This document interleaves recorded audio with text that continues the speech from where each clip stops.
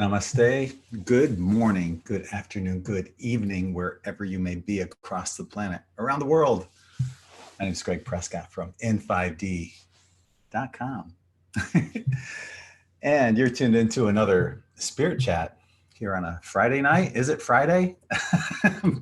Yes, it is. How about that? A lot of people are losing track of what day it is, myself included. And that's what we've been talking about here on In5D. Part of the trick is to get lost in time, without time. And one of the recommendations I made a few months ago was to, on your day off, make sure you don't wear a watch, avoid any kind of TV programming, right? But as it turned out, here we are on quarantine, basically all of us, and we're living without time. And many people don't know what day of the week it is anymore, myself included. So I thought that was kind of interesting, that we are all living in time. And that's what I've been telling you guys about, what Jose Arguelles discovered from Lord Pakal, the Mayan leader, Lord Pakal's tomb. So living without time, we are doing that. Let's jump right into the oracle cards. And when I bring people on here in Zoom, I hope you guys have oracle cards that you want to share with me and everyone else that's watching. So let's jump into the first one, and it's from John Holland's deck, The Spirit Messages. I love John Holland. Boy, I should have had the other lights on. This is horrible on my eyes. I might need my little flashlight here. But anyway, we have nature. It's dark in here.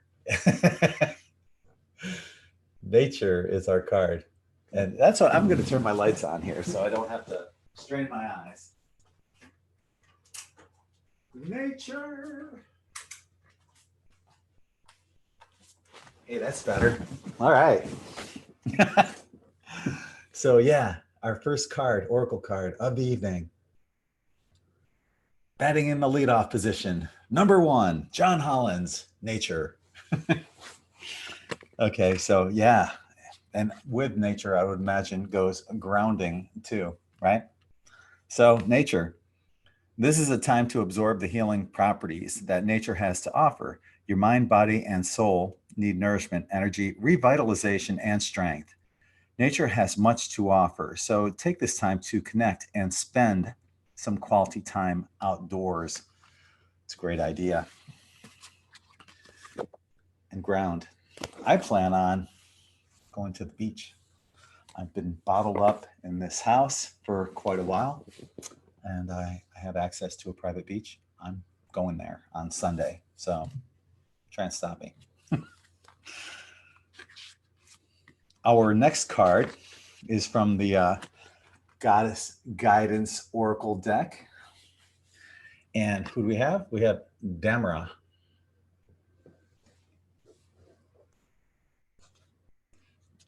It's probably Damara. That's how I would pronounce it. Damara. Let's go with that. Guiding children. Okay. Okay, guiding children.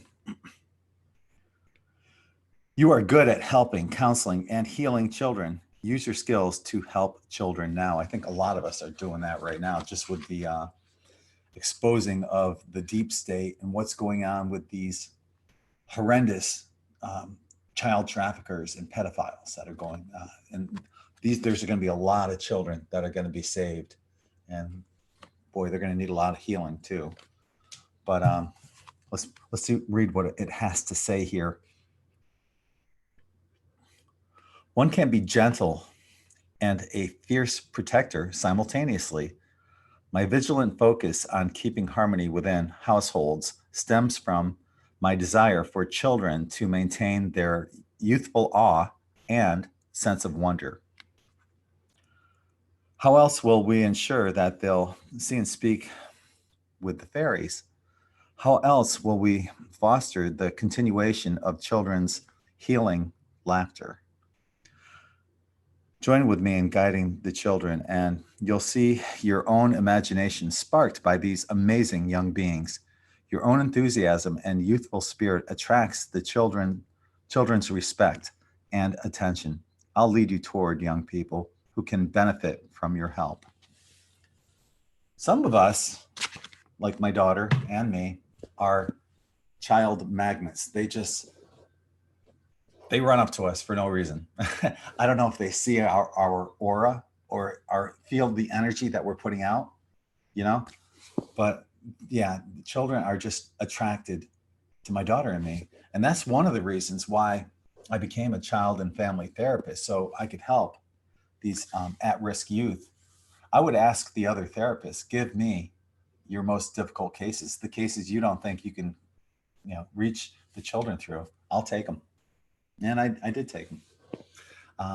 That's, and another thing too, I've always said, I've probably asked this question 100 times,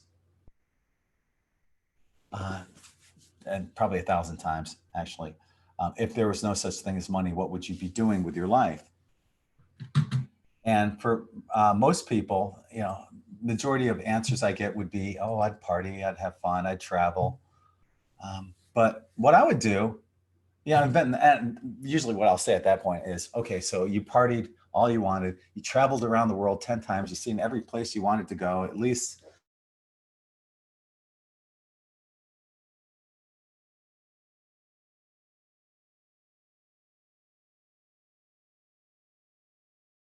But, oftentimes people will ask me, what would you do? And the first thing I would do is I would have an orchard, and I would have a sign outside the orchard, help yourself. And if you know someone that's hungry, grab a little for them too.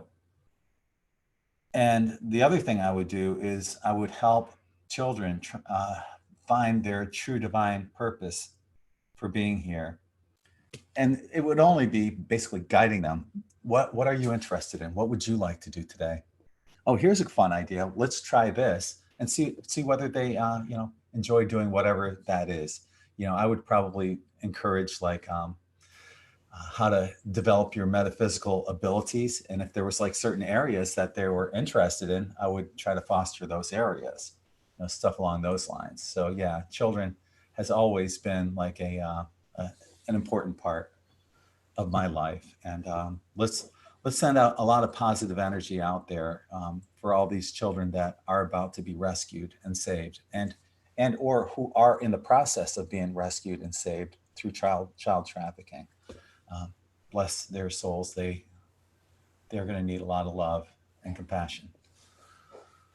Okay, so I drew a tarot card, and today's tarot card, well, this is from the Deborah Blake's Everyday Witch Tarot.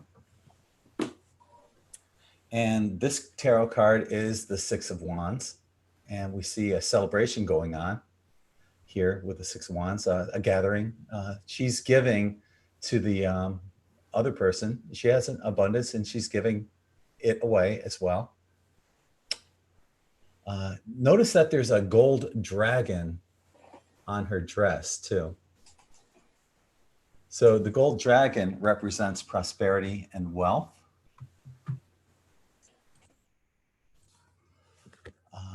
And also,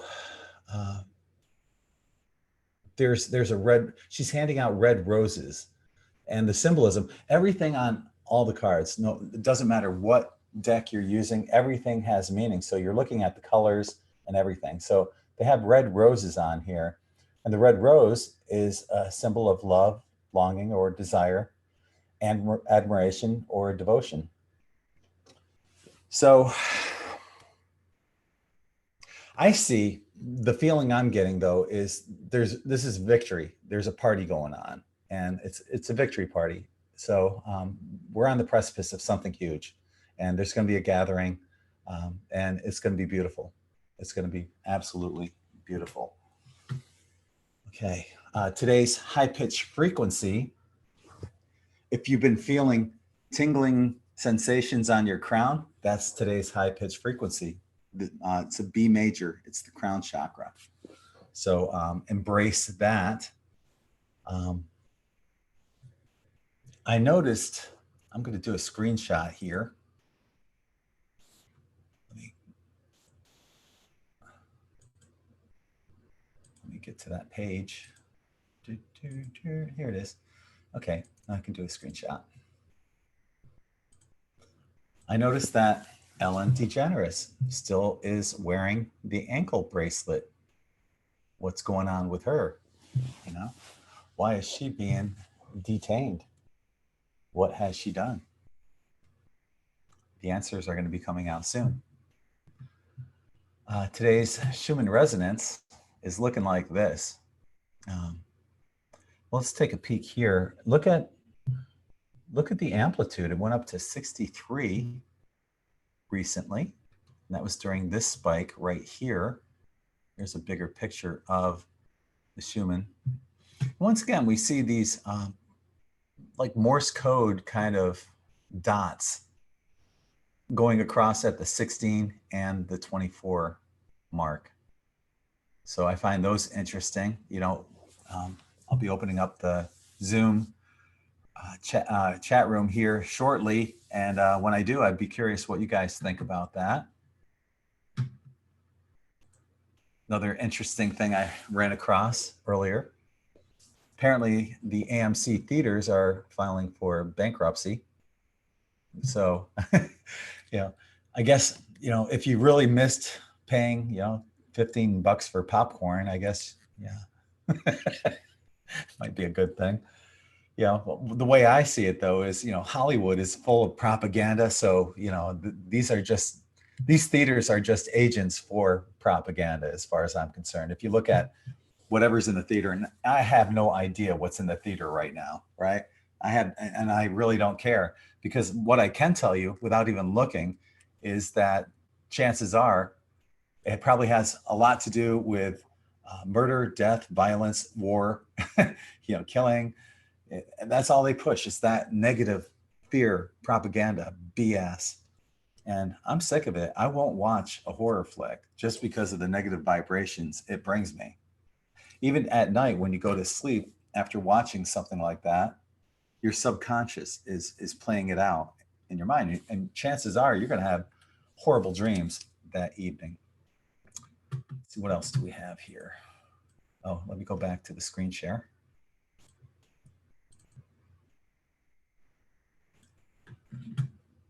So this is another thing that I found interesting. John Solomon just confirmed on Sean Hannity that multiple DC grand jury subpoenas have been issued on behalf of U.S. Attorney John Durham.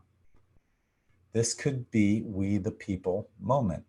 And it could be. And it makes you wonder what names are going to be coming up here. And this person's speculating maybe John Brennan, maybe some bigger names than that. That's a pretty big name, though. And so I'm not sure. We shall see. Okay. Just quick stop over here. If you enjoy these types of broadcasts, please consider checking out In5D Quantum Tie-Dye at in5d.net. These are the new shirts that were uploaded. These are kind of like pastelish. I'm digging these. I did a couple things differently on this batch. So these ones are more pastel colors, but they still have the seven chakras and 14 different chakra stones used within each within the dyes here, on top of the 99.9% quartz crystal that magnifies the energy of each one of these dyes that I put into the shirt. Then I did this one. This one's a new one. This is the third eye and throat chakra. So you got two different color blues. You have this darker blue, this color, which is the color I'm wearing right now, the third eye color. Then you have this lighter blue, this cerulean blue. That's the throat chakra color. So I thought those would be cool. I just tested these out. I only have 4 of them right now, but I think they look really cool. And then we also have the crown chakra shirts that I have, as well as these, which are the ones that I'm wearing. That's the style I'm wearing right now. So I absolutely love this color. It's the third eye So check those out at in5d.net. Like I said, I just uploaded a bunch of new ones there. Also, check us out on Patreon. If you, like I said, if you enjoy these type of programs and would like to help support us, it would be greatly appreciated. So, and we have levels from 111 to, it escalates upwards. At 111, you get listed on the Patreon wall of eternal gratitude, as well as on in5d.com. It's the first article mentioned on In5D. And you also get notified of videos like this. Patreon's the first place that gets notified. So if you don't follow Facebook or Twitter, just join us here. And then for $5.55, you get all that, plus the ad-free articles and the Insiders Club private chat on first Wednesday of every month, or go the next level up for 1111. Get all that from the previous levels, plus Afterthoughts videos and exclusive mid-month energy report videos, which will be coming out in about 4 days. So check us out there. Okay. So what else do we have? Oh, this is interesting. I've been on this, as you guys know, I watched this documentary called The Winged Beetle, right? And at the time, I was not on board on the Paul McCartney is dead conspiracy theory, but I watched The Winged Beetle, and ever since I watched that, I'm all aboard. All aboard! Yep, that's me. And there's just so much proof that the person we think is Paul isn't. And just bear with me on this. First, I want to go to something that's really interesting, because earlier today I was just researching that, and somehow I got caught up on Beatles trivia. So this is a little Beatles trivia for you. So when the Beatles broke up, the first ex-Beatle to have a #1 hit in the United States is George Harrison. Now, you would have thought because of all the Lennon-McCartney songs, it would have been one of those two. And, for a wild card, you might have even thought Ringo Starr. He had a couple hits, right? But it was George Harrison. In 1973, 3 of the 4 Beatles had a #1 hit on the US Billboard. Which Beatle did not? That would be John Lennon. Once again, you think of the Lennon-McCartney duo of songwriting, and you would think that Lennon would have been one of the people that would have had a #1 hit in 1973, but no, he didn't. Here's another one that I found really interesting. Which ex-Beatle song has been covered the most? Who's done covers of this one particular Beatles song the most? And that would be, once again, George Harrison.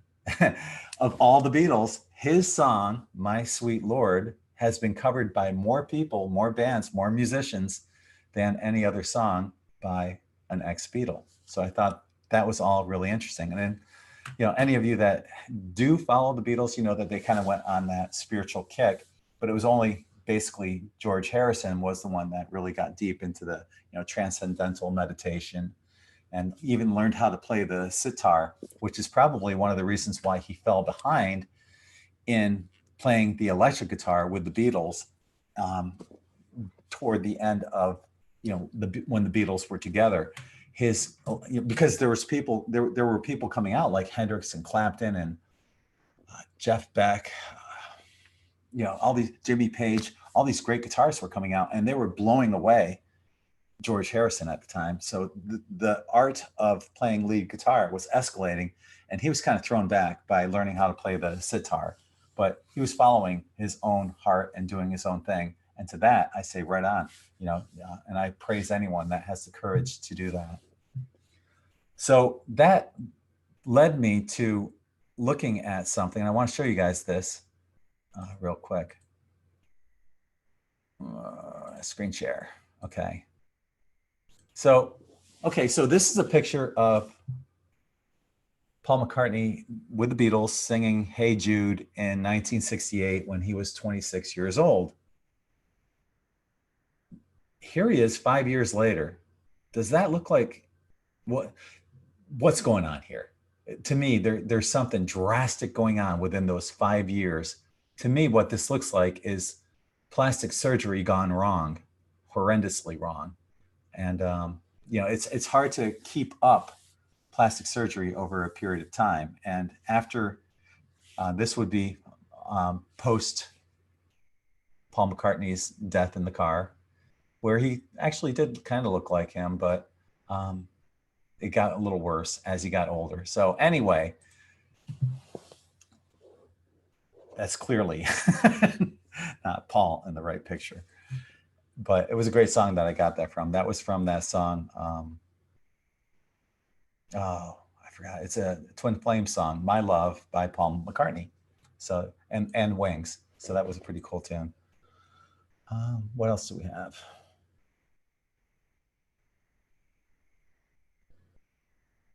I think that's about it. I think we're good. We're good. And so what I'm going to let get more people in the waiting room here. I'm going to let everyone in. Actually, there were some people. I'm glad that you guys registered beforehand, because there were some people in there that had some shady names that I've never seen here before, and I removed them. So they're not in here. But everyone here is now unmuted. Hi. Hello, Star Family. How are you? Hi. Hi. Des, do you have any cards for us? Yes, I have 2 sets here. But also, before I get that out with the reading, I'd like to say about 45 minutes ago, about 1,200 people's electricity in my area was shut off for about 2 or 3 hours. So I'm just saying it's undergoing, things are happening, and yeah, we were in the middle of a chat with James and everybody who was in it, and then all of a sudden I was gone. So I was They came back on. Yeah, I got back on about 5:45, and I saw you. I registered for you real quick, and I was like, and I told everybody, hey, we gotta go jump over there. So Yeah, you do.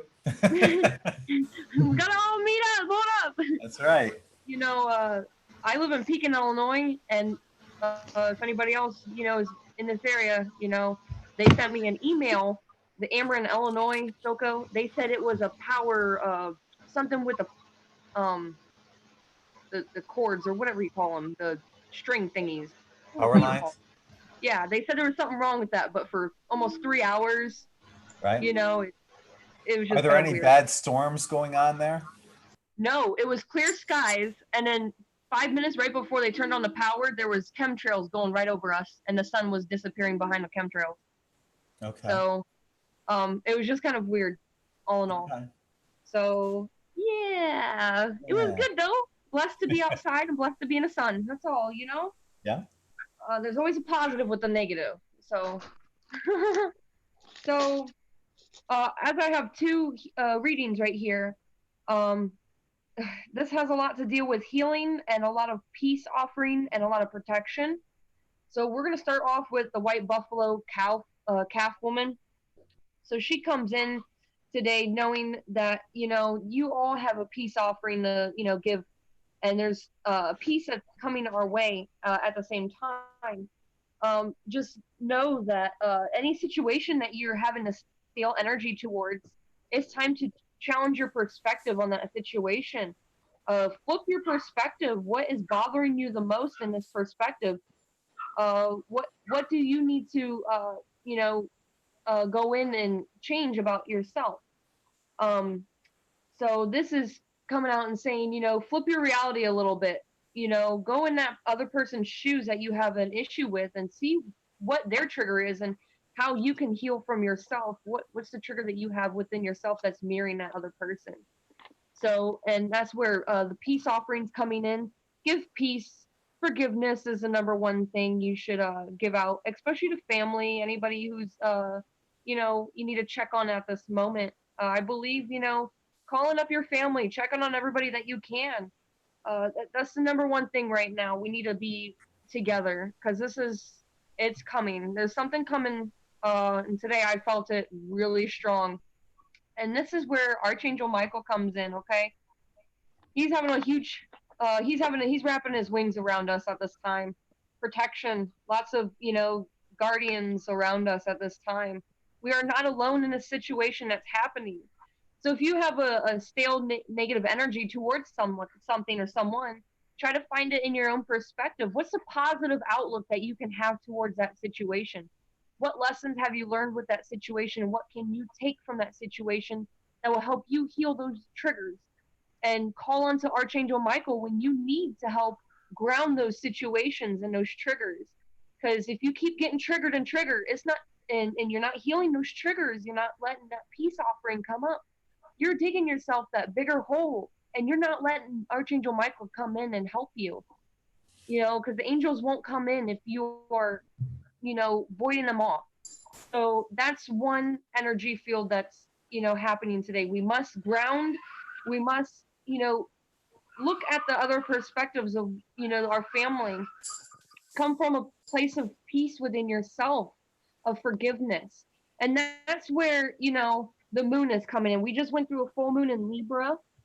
And, know that, when you follow the moon and it cycles, you are the water here. You see her, the water. She is the water. Her dress is the water. It comes in waves. Each frequency, things, parts of the moon. That's who we are. We all have a dark side. We all have a light side to ourselves. And that's where, you need to challenge yourself with your own perspective. What perspective of yourself that you need to change, that will help you clear the stagnant waters and to help you flow a little bit with the moon. Because Libra, it was all about balance, right? And a lot of different perspectives came up with that, a lot of triggers for emotional sides. And that's where health and healing comes in. You got to have an open heart when it comes to health and healing, because when you have a closed off heart, you're not able to get out the truth for your own, perspectives and your livelihood. A lot of things are going to come up and you're just shoving it down. But the more you shove it down, you're not letting it go.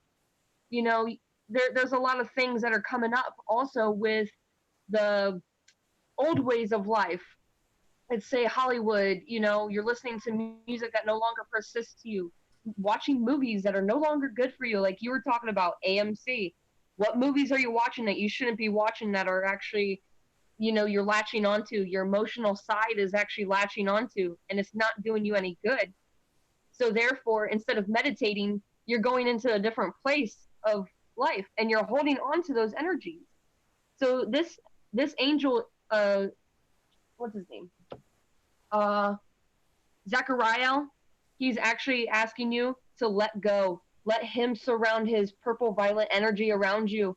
Let him help you release those doves, and let go of things so that it will help you with your health and healing. It will help you, you know, be in flow of the moon cycles and of your own self with the water waves and everything.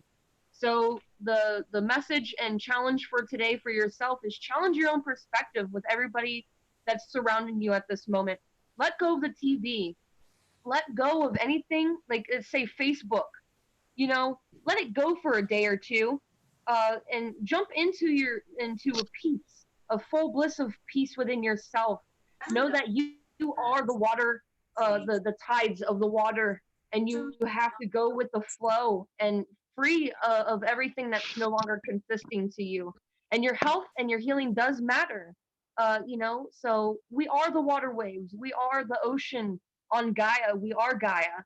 So just know that you do matter, and that the angels, Zachariah and Michael, are here. They're wrapping their wings around us right now and guiding us at this moment. So much love and many blessings. I hope that helps. That was beautiful. Let me ask you something though. You said that you feel like something's coming. What is it that you feel is coming? I don't know. It's just they're just saying prepare, prepare, and that's all I keep hearing is prepare, prepare. Uh, like today, the power went off, and all of a sudden things started going in my brain. Like, you know, uh, I started going in nomad situation in my brain, and I was like, okay, I've lived like this before, and I'm able to live like this without power, and I can do it. I can be a woodsman. I can go live in the woods and do this. I've done it almost all my life, and it was actually a surreal feeling for a second, and but then they just kept saying, it's okay, just let it go, let's let it go, we're here. Just prepare for something that's coming. That's all I keep hearing. Just prepare. Something is coming. Don't worry, we're here. So, and a So lot of I people come wonder out if with the fear power with it. out was, I wonder if the power out was an omen of the 3 days of darkness. That's what I was feeling at that time. So, and they just kept saying, don't fear. Fear is not going to help you in this situation. So I was forced outside to ground, and I sat outside for almost 3 hours grounding and letting the sun cleanse and cleanse, and it felt so good. If you guys have sun, please go out and just enjoy it. Get out of the house. It's so amazing. Just putting your feet in the dirt and knowing that you are protected. Nature. Yes, Yes. yes. So I just keep being told, prepare, don't fear, prepare. So, Can and I show you something that just came up?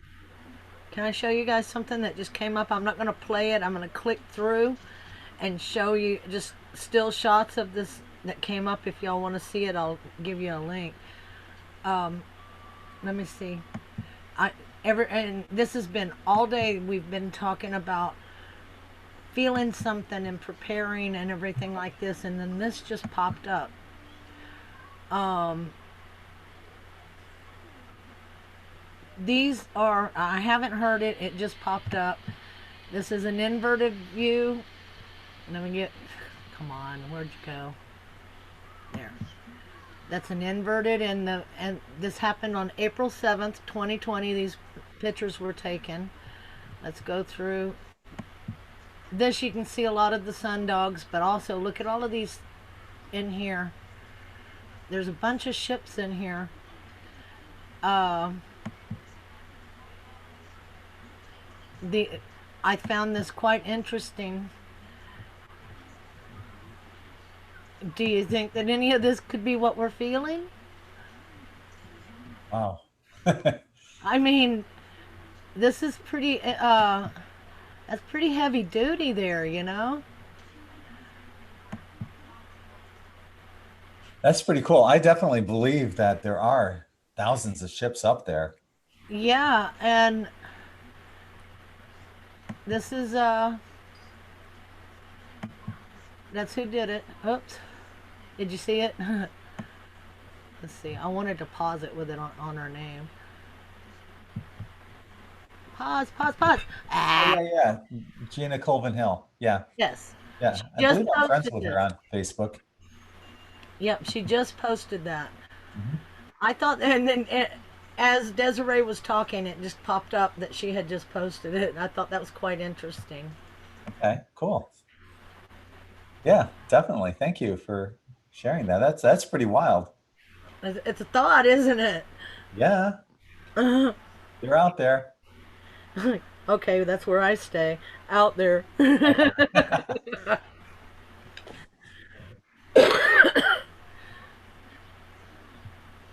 So what's going on, Roxanne? Hey, darling, how are you? How are you doing? Fantastic, baby bombastic, watching the game unfold. Yeah. So what are you feeling right now? What do you think is going to be happening here in the upcoming days, weeks, months, years? If we put it in a, well, you know, you probably watch my channeling, and I have kind of a different approach about things. Maybe I don't know. Change. Definitely. You know, a collective puts a certain vibration together. It attracts a vibration unbeknownst to the mind that defines in its own objectivity, using the memory as a resource to define the change. Change comes unsolicited. It comes naturally. So we're giving ourselves that opportunity as light bearers to witness our own work as the last 30 years, you know, harmonic emergence 1987, I would think was really a good start to it. And then moving forward with that, with the communion with with the galaxies as a new perspective that's more than just the mysticals in the book or the fascinations with spiritual world through the deliverance of making a living, or maybe a fad or a snake oil salesman or something like that. That's image. It's more of a quality of interacting with life, and the authenticity lights up. And I think all of us have done the work, and look what's happening. Let me So the ask you real quick. change. Wait. Yeah, Time out. sure. What were you doing in 1987 during the harmonic convergence? Meditating. Okay, I, good. I was in college in 87, right?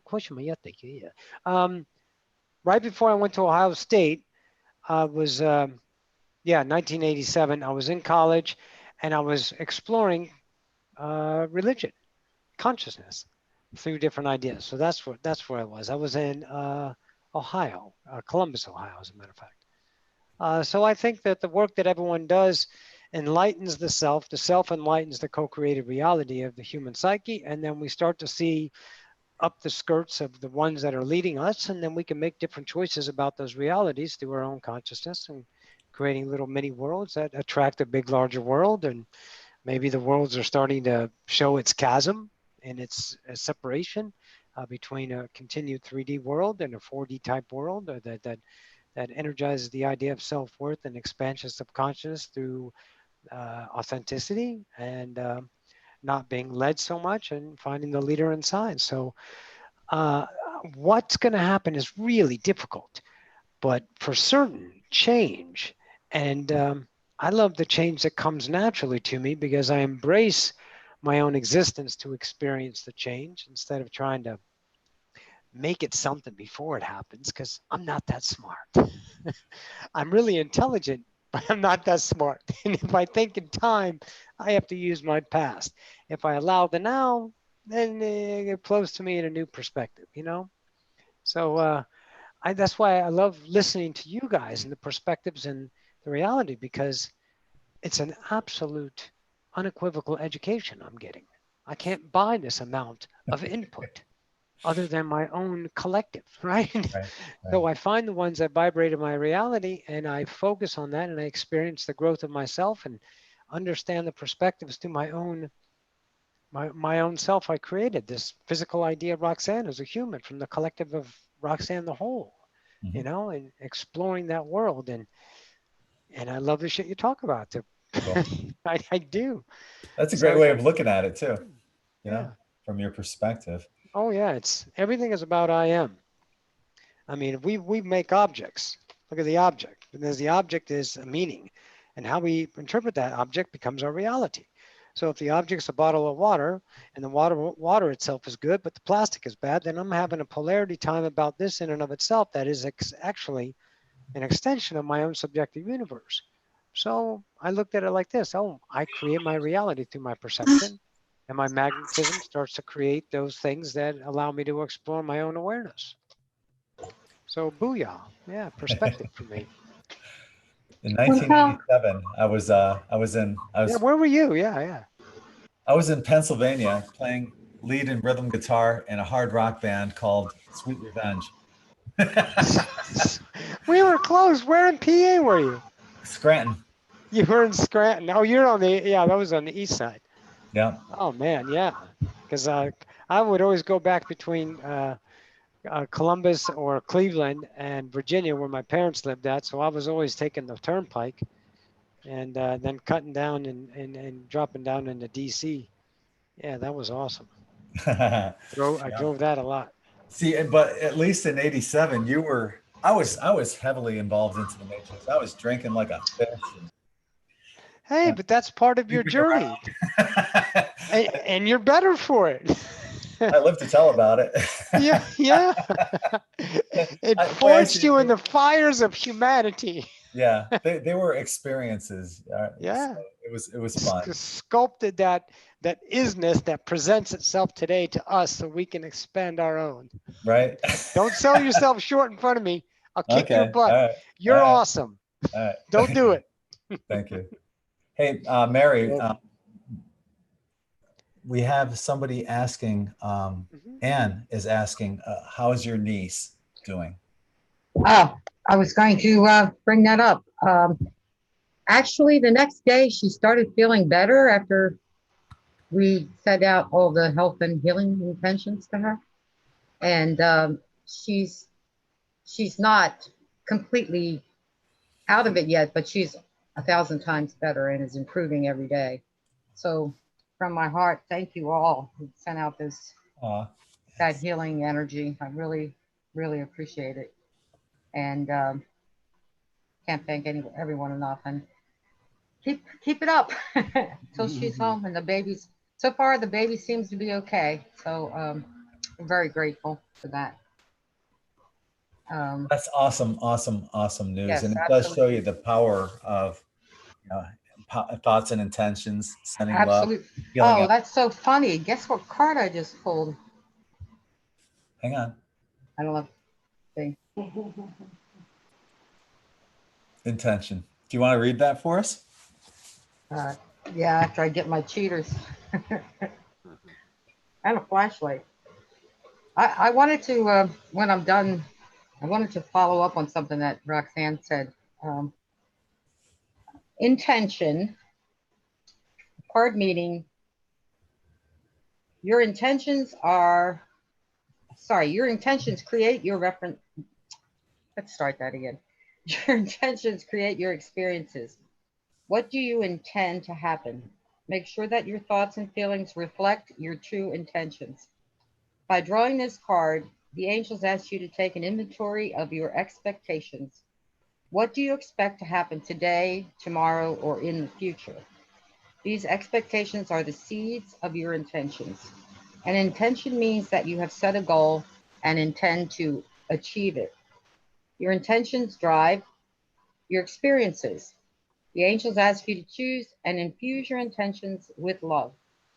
See yourself and others as happy, successful, and peaceful. By holding these spiritually minded intentions, you help yourself and others. The angels can help you replace negative mental habits with more empowering thoughts if you ask for their assistance. And that was from the angel, Healing with the Angels deck. And I think I brought it up the last time we had a spirit chat that oftentimes when we need help, we never ask. And, you know, our angels and guides are always right there waiting, but you have to ask. I'm getting better at that. I know. Yeah. Me I too. think when you're independent and most of your life and you rely on yourself, and then it's very difficult to ask for help because you think you have everything under control. So that's one of the things that to let go. That's one of the things I let go of a few years ago. It's like, it's okay to ask for help. You know, it's okay. But if you would indulge me for a minute, Roxanne touched on the paths of In5D or about making choices. And I wanted to ask, Carrie Sanders, is it Sanders? Carrie Quirky Marianne Sanders, yeah. Yeah, Quirky I want to Cosmo? just Yeah. back up a little bit. I had a dream a week ago, a very vivid dream, and I woke up from it.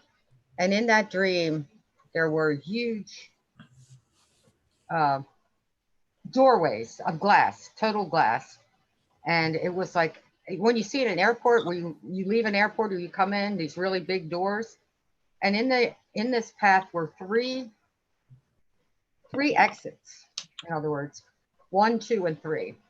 There were a lot of people on the left side going out this exit, a lot of people on the right side going out the exit, and I was in the middle by myself. All of these people are happy, happy, happy. I was very happy. They're going through this door on the left, happy, happy, happy. Same thing on the right, happy, happy, happy. I get to the door and I turn around and I come back, but I'm smiling, I'm happy. And of course, I woke up at that point. Well, synchronistically or coincidentally, a couple days later, I see a video from Carrie, and she talks about us choosing Now is the time for us to choose one of three paths. One is 5D. One is to stay in 3D.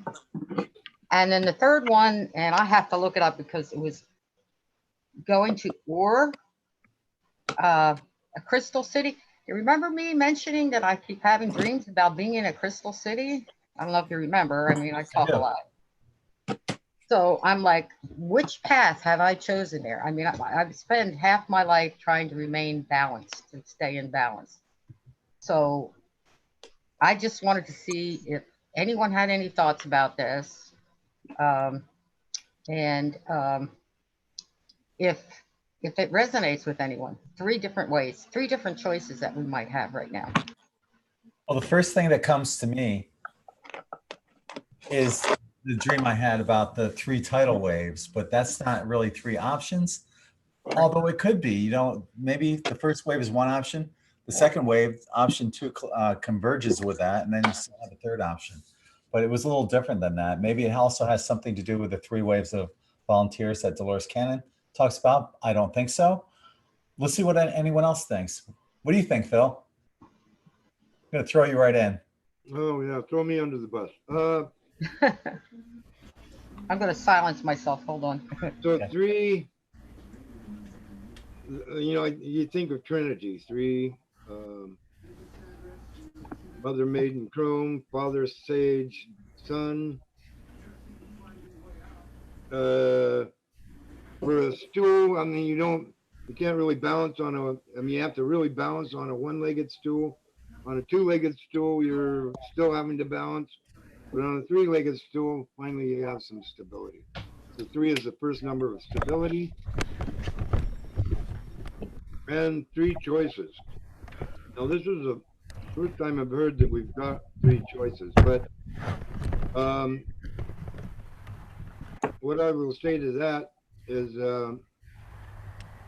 this may be just the people that are around Mary that have those three different paths that they're open to. Because I'm almost feeling, from what I understand right now, from the Palladians, let's say, not that I've had direct contact with them, but I've heard this coming from the Palladians, is that everything is, all these timelines are knotted up.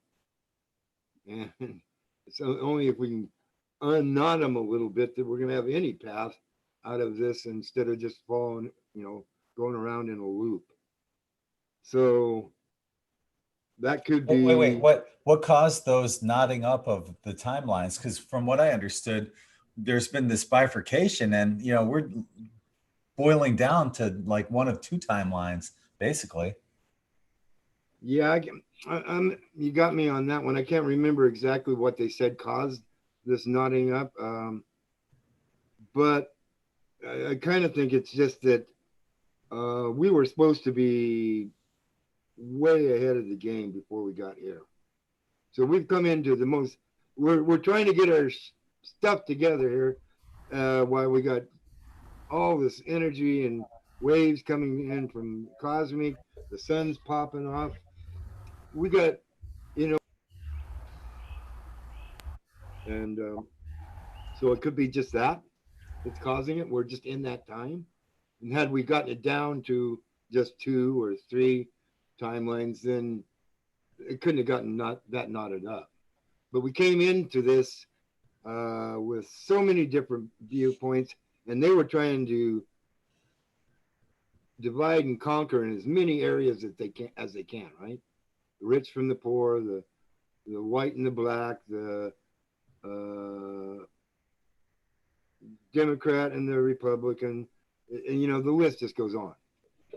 So every kind of division like that gets us into coming from a different path. So some of us are doing that within ourselves. We're all knotted up. Mm-hmm. So I don't know. I mean, that's how I would explain that. All right, cool. Appreciate it. Thank you, brother. I see Roxanne. Roxanne's hand is up. Okay. Hey, Mary, I got an idea. Little thing. If you take it from an idea of not the choices that you have in the physical, but the internal. So maybe they're the three doors of death, but don't consider them the death and of dying. Consider death and transfiguration, because that's what we understand transfiguration to be, is upon a death, we change. And in the idea of the state of awareness we are as a human, we are consistent, so therefore we have life. But that's a human perspective, but let's go beyond that. So it is said that there are three doors of choices upon death, which becomes a new life. And one of them is angelic, and the other is physical, and the other is spiritual. So in that idea, you made a choice, and that choice resonates within you, and that's why you were smiling. So now the choice becomes not externalized, but more so internalized. So will you continue on to the spiritual that everyone was going to with a smile on their face because they know they were moving into a new life through their death? And someone returning to physicality doesn't have to be human. It doesn't have to be anything in particular. It's just a density. It's a frequency. It's a game. It's a playground. It's a Willy Wonka chocolate factory. It's up to you. But the one that you noticed, the one that you turned around and were very happy. So where's that going? Now, you can look for the external cues, but sometime, I don't know when, all of you masters have to do one thing only. Choose your own truth, because that's where the kingdom of heaven lies, within. So don't be afraid of that intuition self that says, that's the door, and I'm brave enough to accept that. I don't need an outside validation. In some, my mannerisms guides have helped me. But there comes a fundamental point that God was noticed and self-evident becomes clear. And maybe at that point, you can understand that that choice that you've already made. Oh, yes. Oh, yes, master. You've made the choice. And then you can be okay with it because it's just an adventure of worthiness, not of comprehension of polarity. You were well versed in suffering. You were well versed with courage and independence.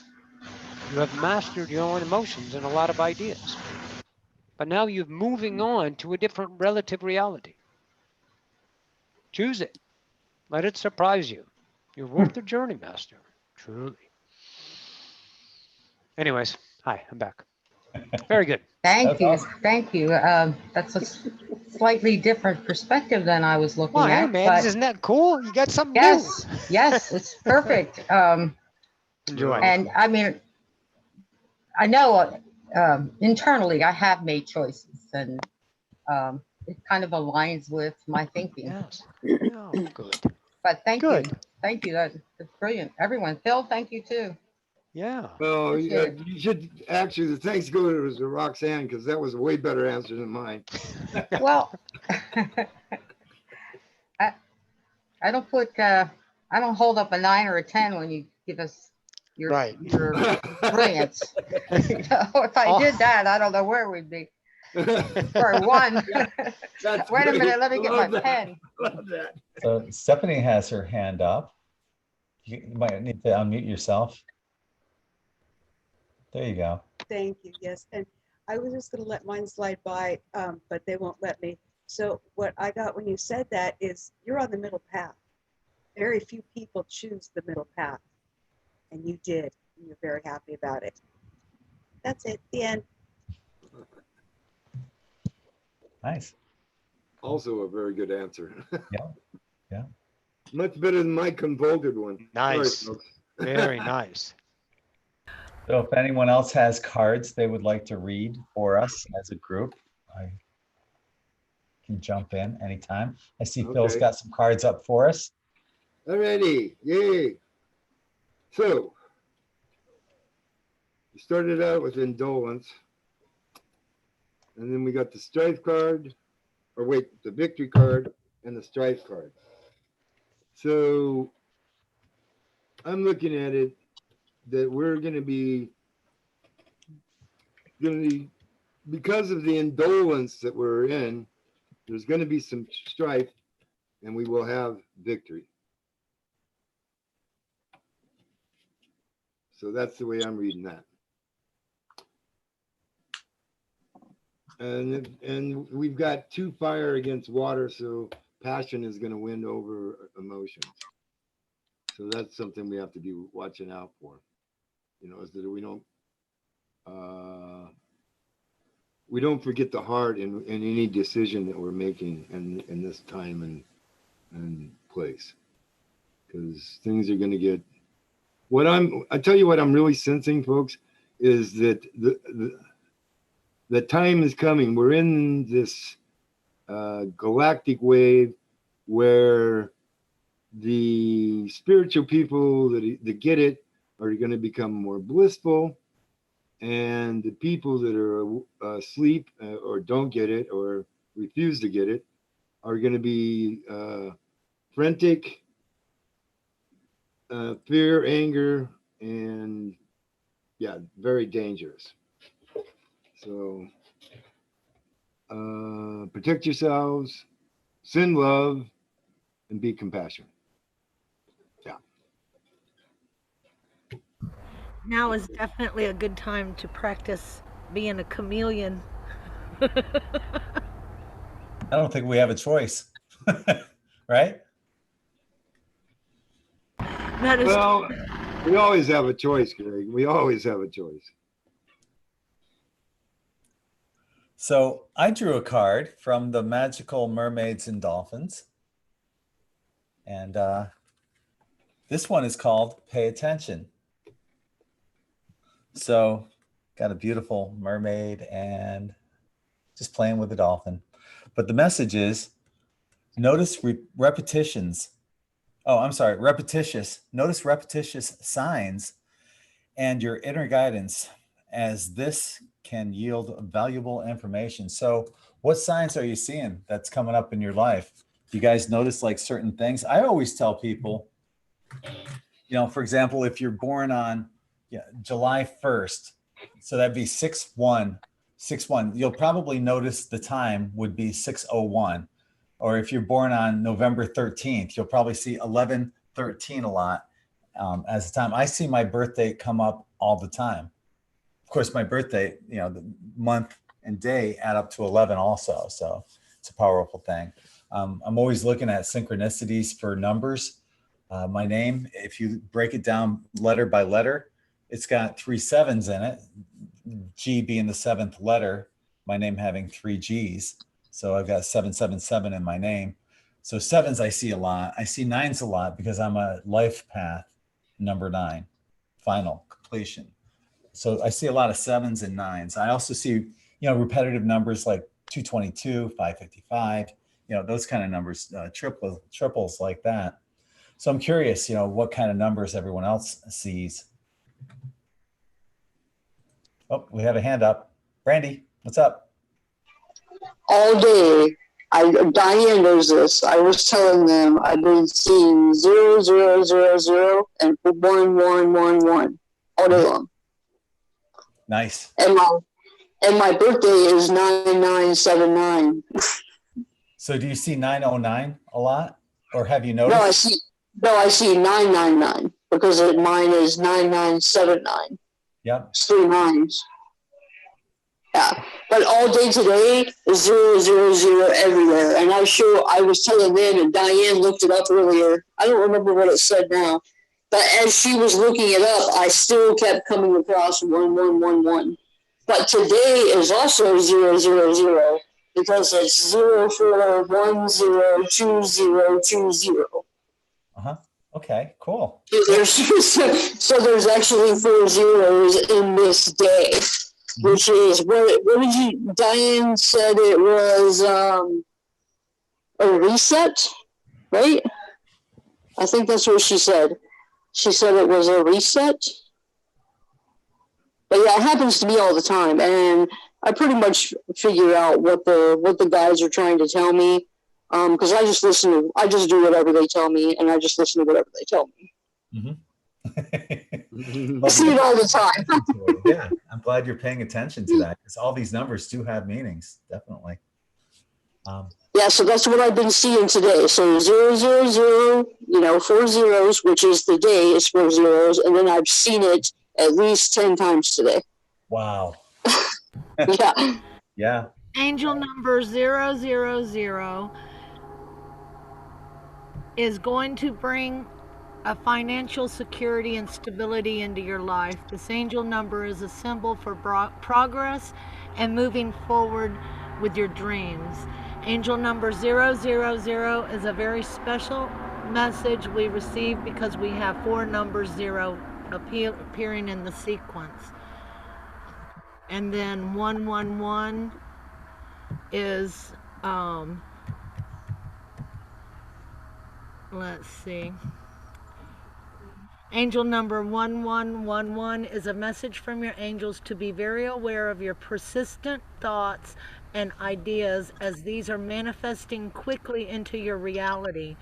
Ensure that your beliefs, thoughts, and mindsets are positive and optimistic in order to draw the energies of abundance and balance into your life. And then we looked up 911 because somebody was seeing that. I don't remember who.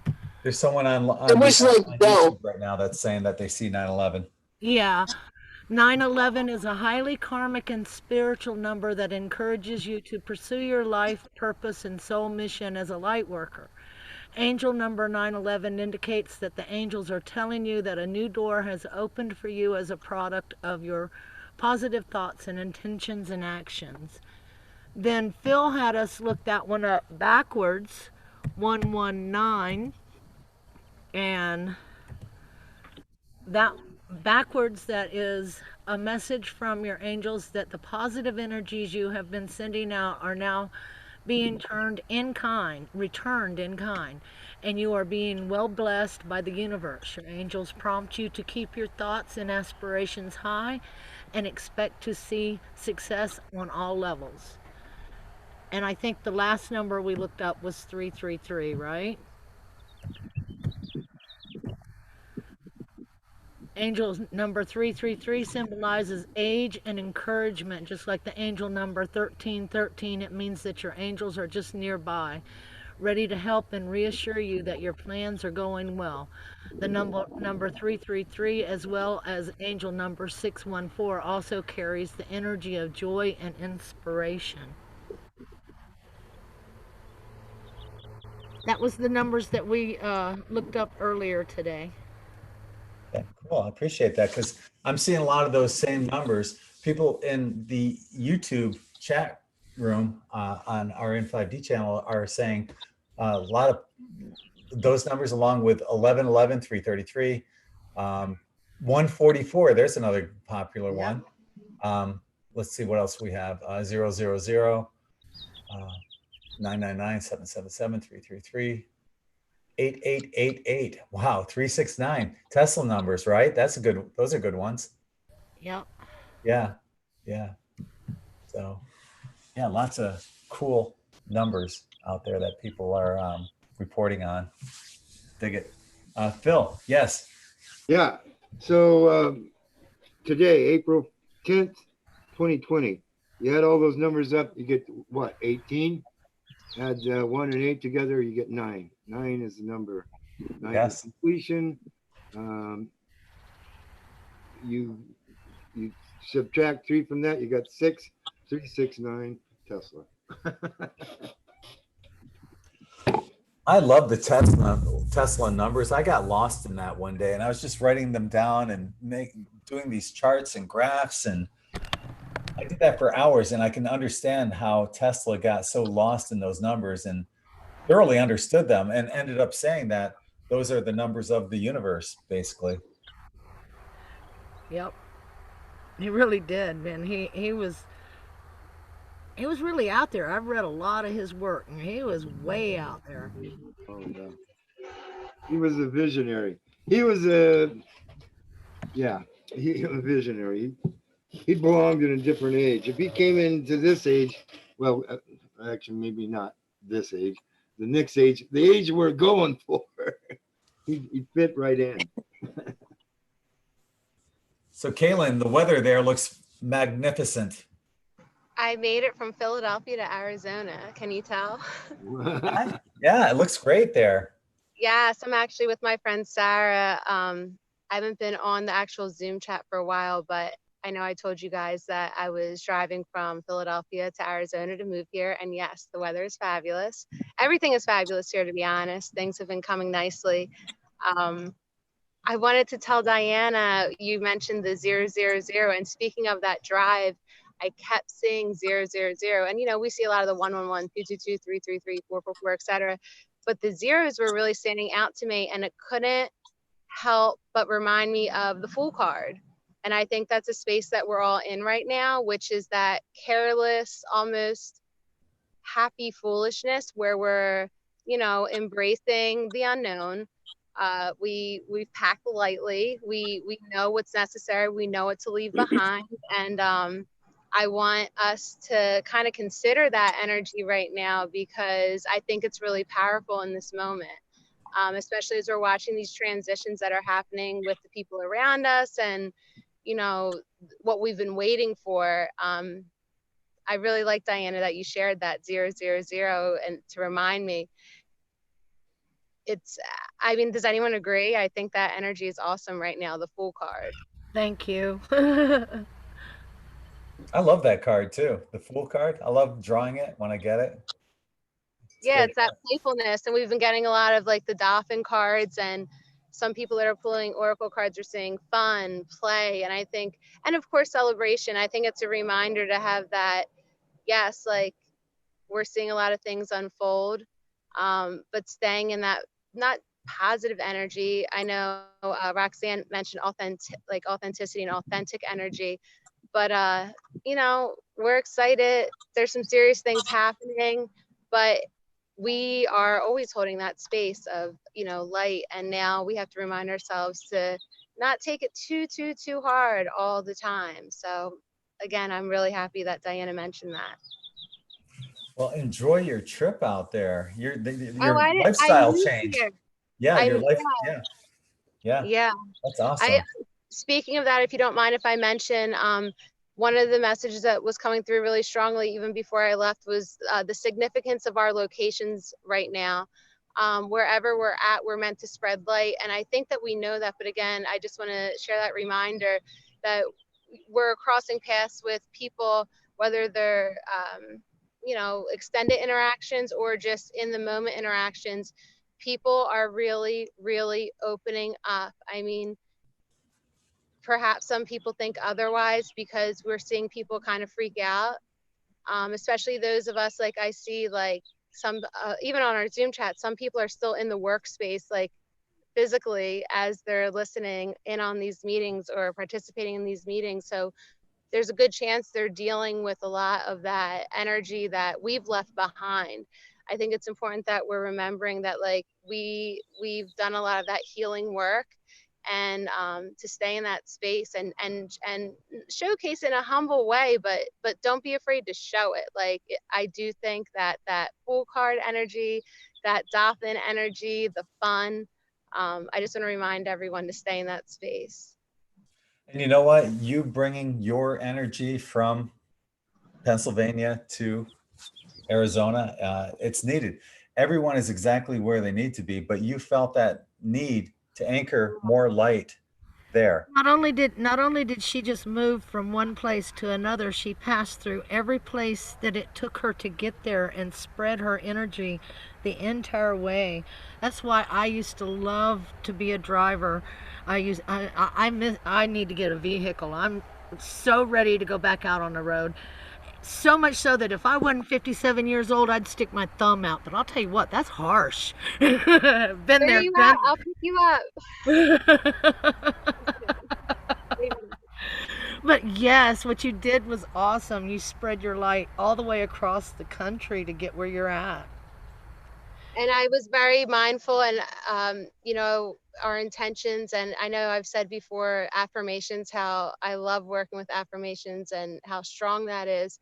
But the whole time I was driving, I was intending to spread light. I was intending to also leave behind any heavy energy that was remaining. So anything that was no longer serving me, because I wanted to show up right. I wanted to show up here right. And, you know, I think it's so beautiful how the universe works with you.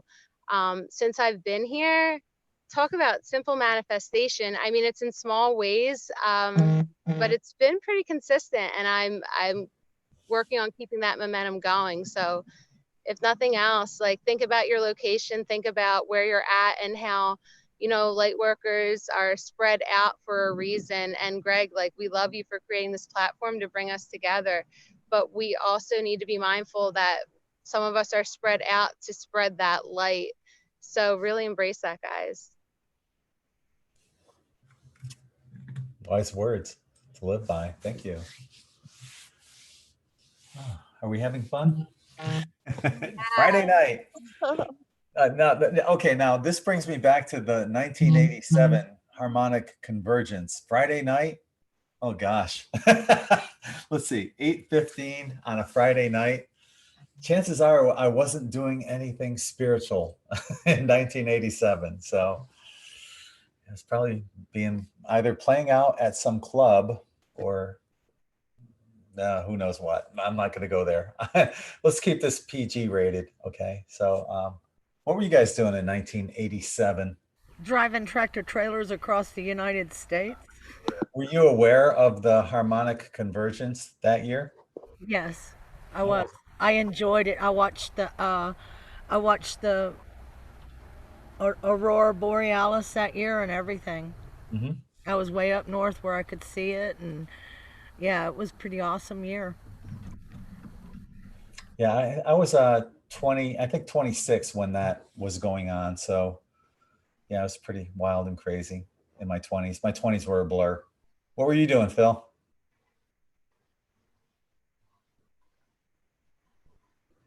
You might want to unmute yourself. I was in a campground in Wyoming, I believe. Might have been Yellowstone. And yeah, I was aware of it. Trying to think. Yeah, I think I meditated. Or maybe I was just talking with somebody else about that at that time. But I was aware of it, and I was in a pretty good place.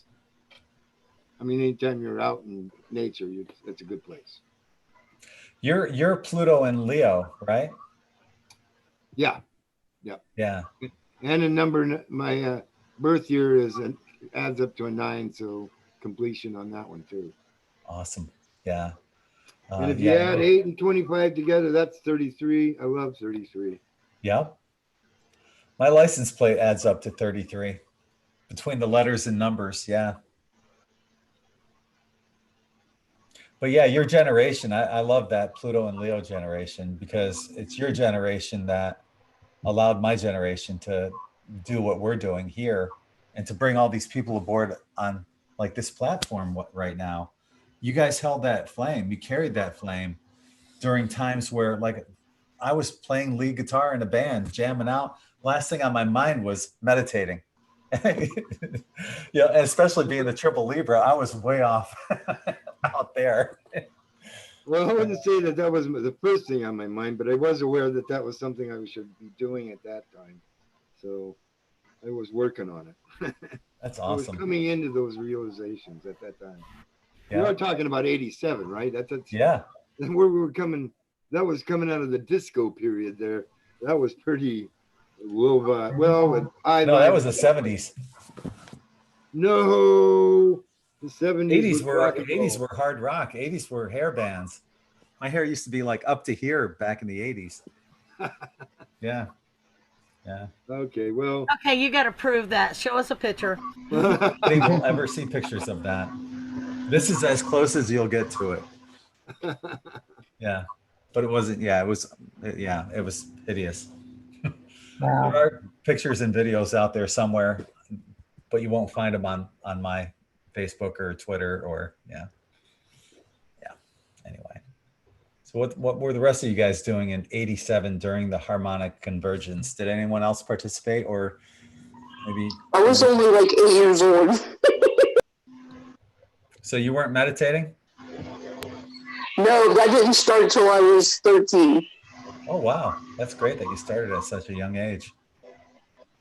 I think I told you this story, but on the day of the harmonic convergence, it was August, I believe, something. Yes.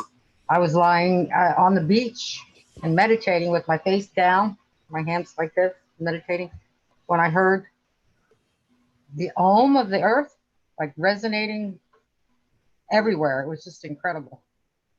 And because I was old then. See, I would have been 39 in 1987. Mm-hmm. So, yeah, that was a beautiful experience, actually. I think there should be some kind of celebration, remembrance of that this year, because this year marks the 33rd year after it. Good idea. Maybe we'll do something here on In5D. Make a celebration on here or something. Who knows? Yeah, it took place in August. That'd be easy enough to find out what day. I think it was the 17th, but I'm not positive. Wasn't it a weekend long celebration? Well, it was a weekend because I was at the beach. So I would have had to drive to the beach in the 80s. So it definitely was a weekend. So here's Aaron. I will look it up. Aaron Martinez on YouTube said he turned 4 in 87. So there's a lot of people that were. I don't want to hear it. I know. It really makes me feel old. Yeah, I wasn't even born yet. Oh, go away. Yeah. No. 91 right here. I know. You're only 3 years younger than my daughter, or older than my daughter. My granddaughter. 29 this year. Yeah. August 16th and 17th. Yeah, there we go. It was the 17th. It Okay. was a Saturday. 16th and 17th. Yep. Yep. 17, the letter Q. Oh boy, here we go. Oh, good one. Oh. Yeah. Yeah. Hey, that'd be a really good day. August 17th. I wonder what day that falls on this year. Let's see. That's a good question. Let's see. August 17th falls on a Monday this year. Looks like a Monday. Yep. Oh, we have the 16th too, though. So. But that's okay. We can make something happen still here on In5D Spirit Chat. Doesn't matter what day it is. We're on every day of the week almost. Yeah. I don't think there's a day we haven't been on. Well, there's been a few you haven't been on. I mean, Monday, we've been on a Monday, on a Tuesday, but consecutively, yeah, we haven't been on consecutively. But You've been on every day of the week. Every day, yes. Yeah, not every single day. Right. Exactly, yes. Hey, Yeah. Phil, where we go doing that talk thing again. I know. I can't help it. It's a Virgo thing. If there's an error in there, I have to talk about it, damn it.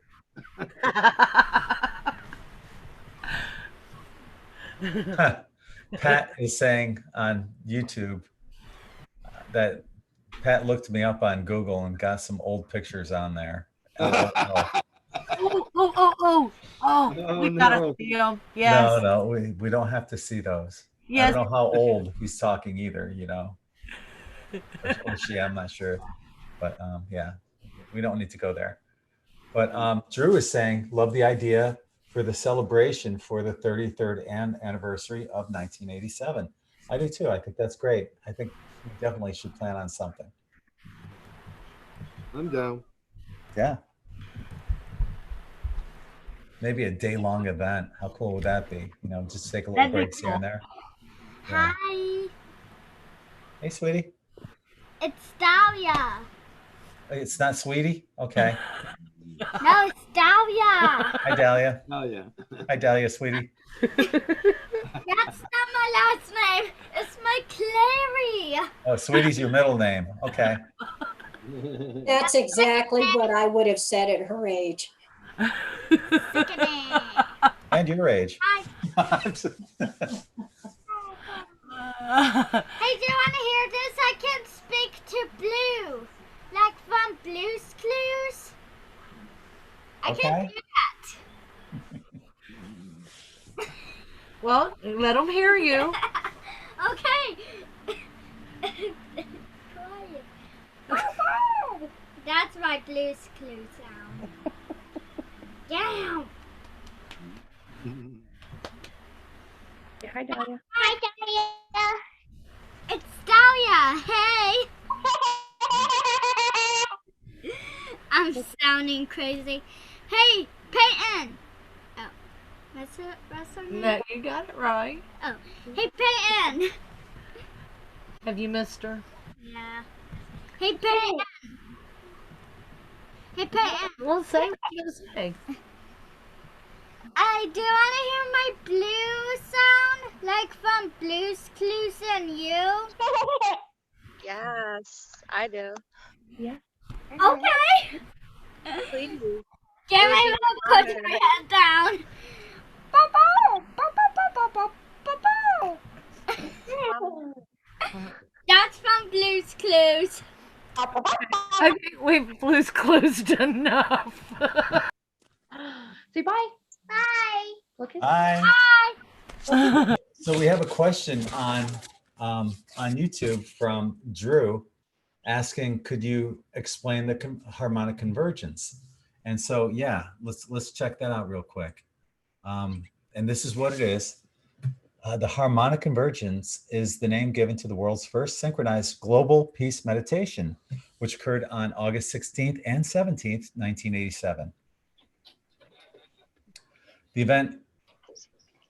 This event, oh, that doesn't make sense. This event are also closely. Yeah, that's grammatically incorrect. This event is closely coincided with an exceptional alignment of the planets in the solar system. So it'll be interesting to see what kind of alignments are coming up on August 17th of this year, or what ones will be happening maybe from that point forward. Although the event had been predicted by author Tony Shearer in the book Word of the Dawn. Hang on, I'm not sure what that is. Sorry, that's me. Okay. It was a motorcycle. I'm gonna mute myself. Sorry about that, guys. Okay. It sounded like a train. Okay, so the Lord of the Dawn, the principal organizers of the Harmonic Convergence were Jose Arguelles with his wife Lloydine Burris Arguelles via the Planet Art Network, a peace movement they founded in 1983. Of course, Jose Arguelles is no longer with us. And ironically, I've been talking a lot about him here on Spirit Chat with his investigation into Lord Pacal's tomb and, you know, teaching us how to live without time, as well as promoting the 13-month lunar calendar, right?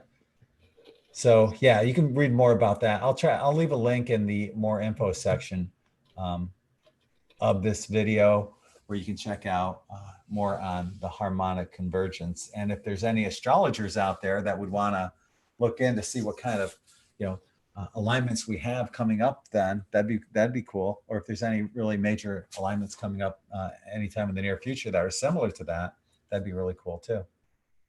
I'll do it. Oh, awesome. Thank you, Phil.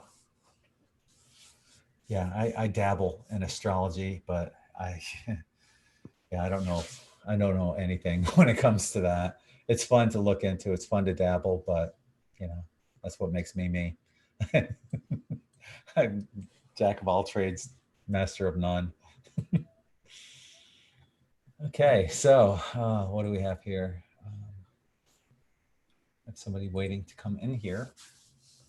Is there anything else you guys want to talk about tonight? Okay, yeah. Self-depreciation. Don't do it. You are a master of In5D. Remember that. Mm-hmm. Yeah. I would like to make a comment about like this child energy that's coming in. Sorry, I guess I'm really running with the full childlike energy right now. But I also have my friend here, Sarah, who since I've moved to Arizona, I'm staying with, and is more confirmation that people are waking the F up. Because she certainly has been intuitive, but is very, very open and embracing these new ideas coming in. She also happens to have 3 kids who, when I first moved here, I did not expect them to not have school. So we've been spending a lot of time, you know, doing the things with the kids at home as far as remote learning and all of that. And I know I told you guys I taught before, so I'm enjoying it. But I think I think it was Eilena that brought it up the other night. what is going to happen to these kids, but I'm dying to hear what you guys think of what is going to happen to this education system. Again, I left the classroom for a reason. I love teaching. I love kids. They're drawn to me, like FAT 22 situation, like many of you have said. But I think that maybe it came up when I wasn't watching today, but are you guys talking or thinking about how beautiful it is that the school system is shutting the hell down and we can recreate this? I just keep thinking of all the teachers that are at home getting creative ideas, and think of all the administration that feels like the meaningless, I don't want to say meaningless, but the content that they've created in the school system is archaic. And I'm so excited to see how these kids work through this on their own with their playfulness and fun, but also in the education situation. I'm with you. As a single mom, I'm with you because raising my daughter, I don't want her to have to get mandatory flu shots, told that I can't raise my daughter a certain way if I'll have DCFS take my kid away if I don't get her in, certain things. I'm against a lot of things. And, as me too, I dropped out because I couldn't comprehend what they were trying to tell me. I didn't understand it. So for me personally, I'm with you. I think, being a parent, teaching our children, the ways of real life, and actually, like Brandy just said, it's meaningless basically, but at the same time, it's nice to have them go and, have children time with children. But the correlation of teachings have gone way off. The books are fake. Everything's fake. I mean, when we were in school, we were taught about 9 planets. Pluto was a planet, and now they're teaching Pluto's not a planet anymore. So there's, everything's different. So I'm with you, sister. Isn't it cool? Thanks, Des. And isn't it cool how parents are learning, like, in my opinion, how to, like, we talk about discernment on this channel all the time. And like, now we're discerning, like, okay, what are they going to learn? Are they going to learn some of the fluff that these remote learning or lessons that, like, the teachers, like, and in other words, is it worth it to teach this lesson to my child, or is it worth it to teach them what I actually want to teach them? They're learning how to discern what is necessary to get through life versus what is not. And the parents that are even doing it through and through and through of whatever the teachers are sending home, by the way, like, no offense to teachers, I have your back, but I just know what the curriculum is, and it's a corporate curriculum. I love going back to authenticity. There's an authentic curriculum happening in houses right now. And those parents that didn't know how to teach their children are having the opportunity to learn how to teach, not just academics, but again, values, character. They're modeling it. Even more, they're deciding, like, those are doing the quarantine thing, like, am I gonna let my kid go out and play with a certain kid that lives on this block versus not? Or am I going to, keep them inside and isolated, and we're doing other things? Whatever they choose is beautiful, but just the movement, if you will, the movement that people are actually considering education in that way. P.S. We're learning how to teach our kids ourselves. I mean, I'm just picturing, like, 5D communities. I mean, maybe that's a little bit like a fantasy, but I'm just picturing a place where, like, people are so self-equipped. They're able to grow food, teach their kids, maybe even take turns helping each other in their neighborhoods. I have an imagination, I know, but I just think that it's something I haven't heard you guys talk about, and I'm seeing so much beauty in it.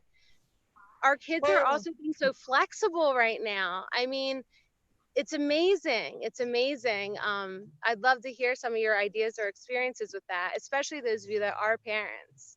Well, especially nowadays, as I've seen, and, growing up, a lot of parents don't want to parent, like you were saying, it's giving the parent an opportunity to teach. Most of them, purposely take them to school, so they don't have to teach them, so they don't have to be around their kids. So, and you see that differential parenting tactic with different people. So, for me personally, I love being around my child. I love teaching her. But anybody else want to chime in? Yeah. I couldn't imagine what it would be like trying to teach Common Core. Terrible. Oh, In the hell house no. or in the building. Yeah. Yeah, not that way. I Yeah. can't see it going that way. No, But no, when no. I would teach around Common Core, you know, the way I learned, you know, not that this ballpark answer is correct, which that they teach in Common Core. No, this is the right way to do it. And you can do it that quickly. And if you have the ability to do it in your head, you don't have to show me the steps that you took to get there. I trust that. Also, I would want it more like a Montessori style of teaching, where you're teaching outside in nature, you know, that kind of thing. If you have that opportunity, depending on the climate that you're in, that's the kind of school I would envision. Well, One more going thing, along with, sorry, Phil. I apologize. Go ahead, please. go ahead. Go ahead. I just want to say one more thing. Kids are finally learning how to learn themselves. They're becoming independent learners.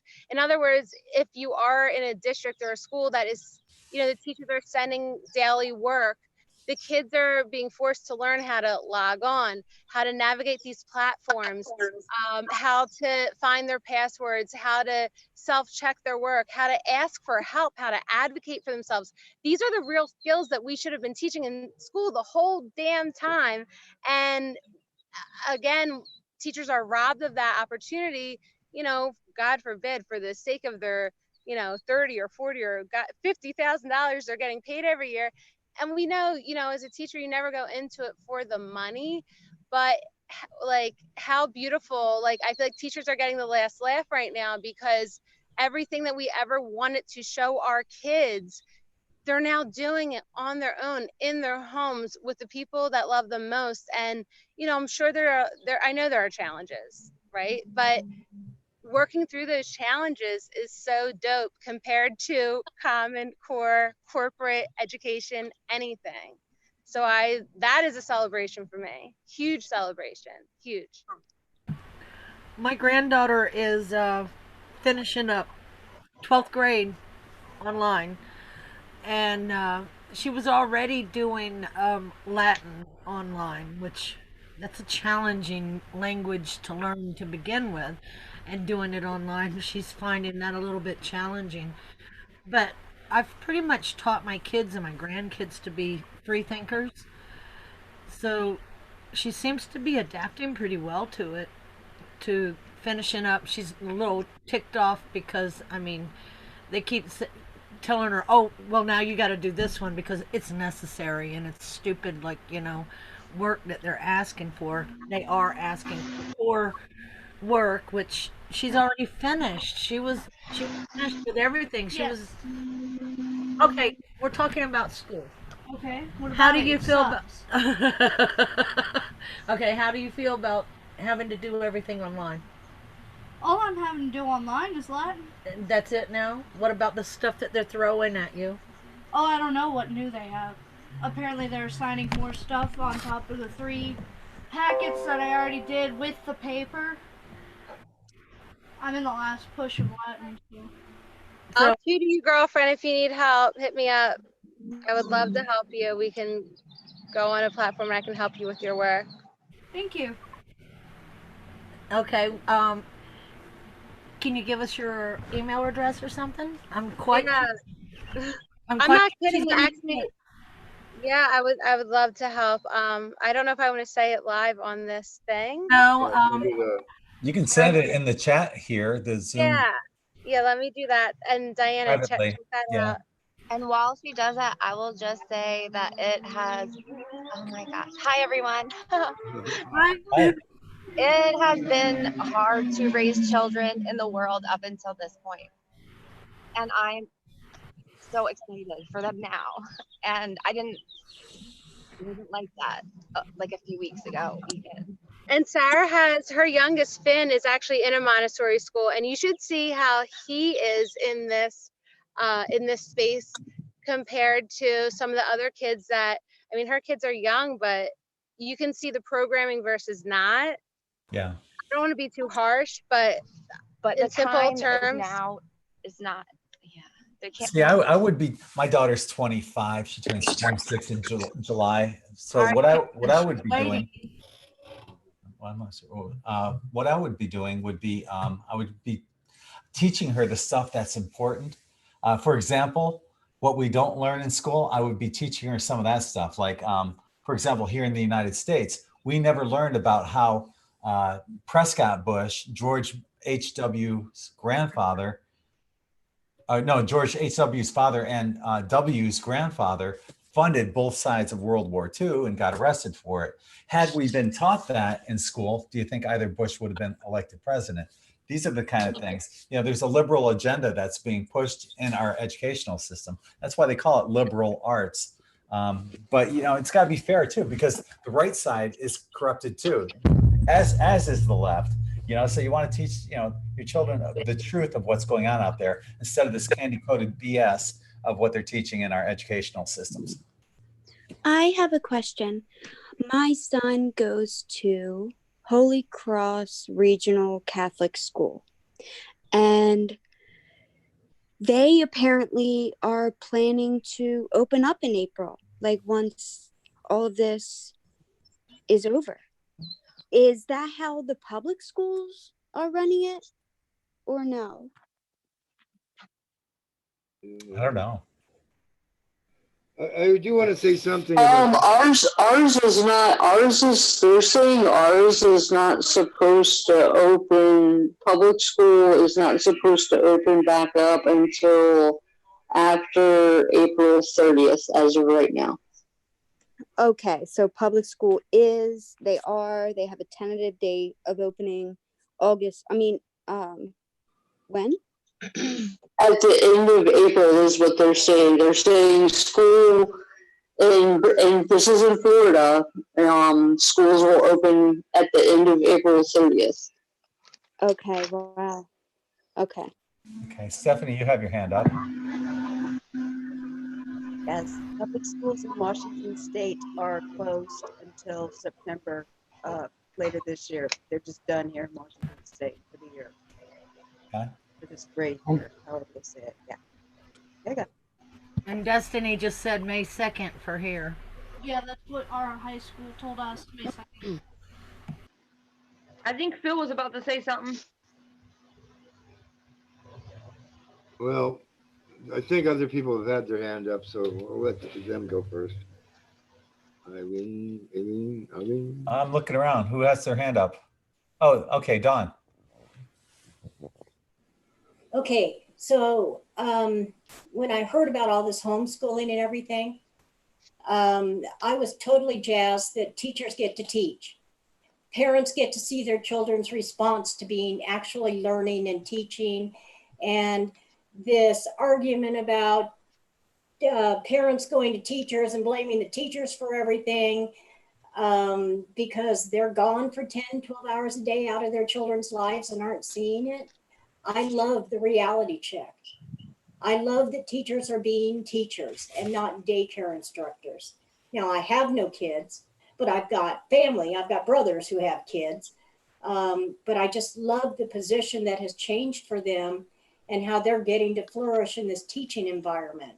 And it's working out very well here in Utah. And I'm way South Utah. I'm not northern Utah at all. And I'm just hearing how well it's working and that they are actually looking at possibly restructuring the school system, that this is working. Now, parents are upset because it's their daycare. They go to work and they don't have to pay babysitters and whatnot. But I just think it's a phenomenal thing to have the reality check on both sides on what a teacher's job really is, parents and their students and their positives and the students' negatives, and they're getting to see it firsthand. I loved knowing that all this bullying can't happen when you don't have 29 students laughing at one.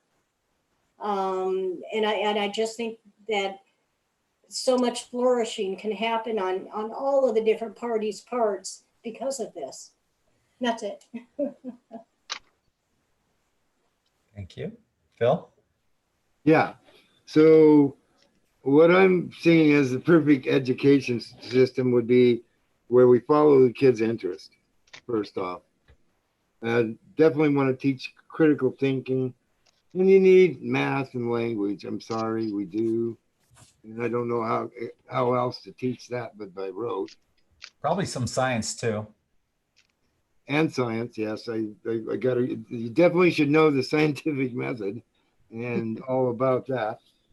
And probably we would want to kind of explain how some of these systems operate in exact reverse of what they're saying out front. So discernment would be the other leg of that education.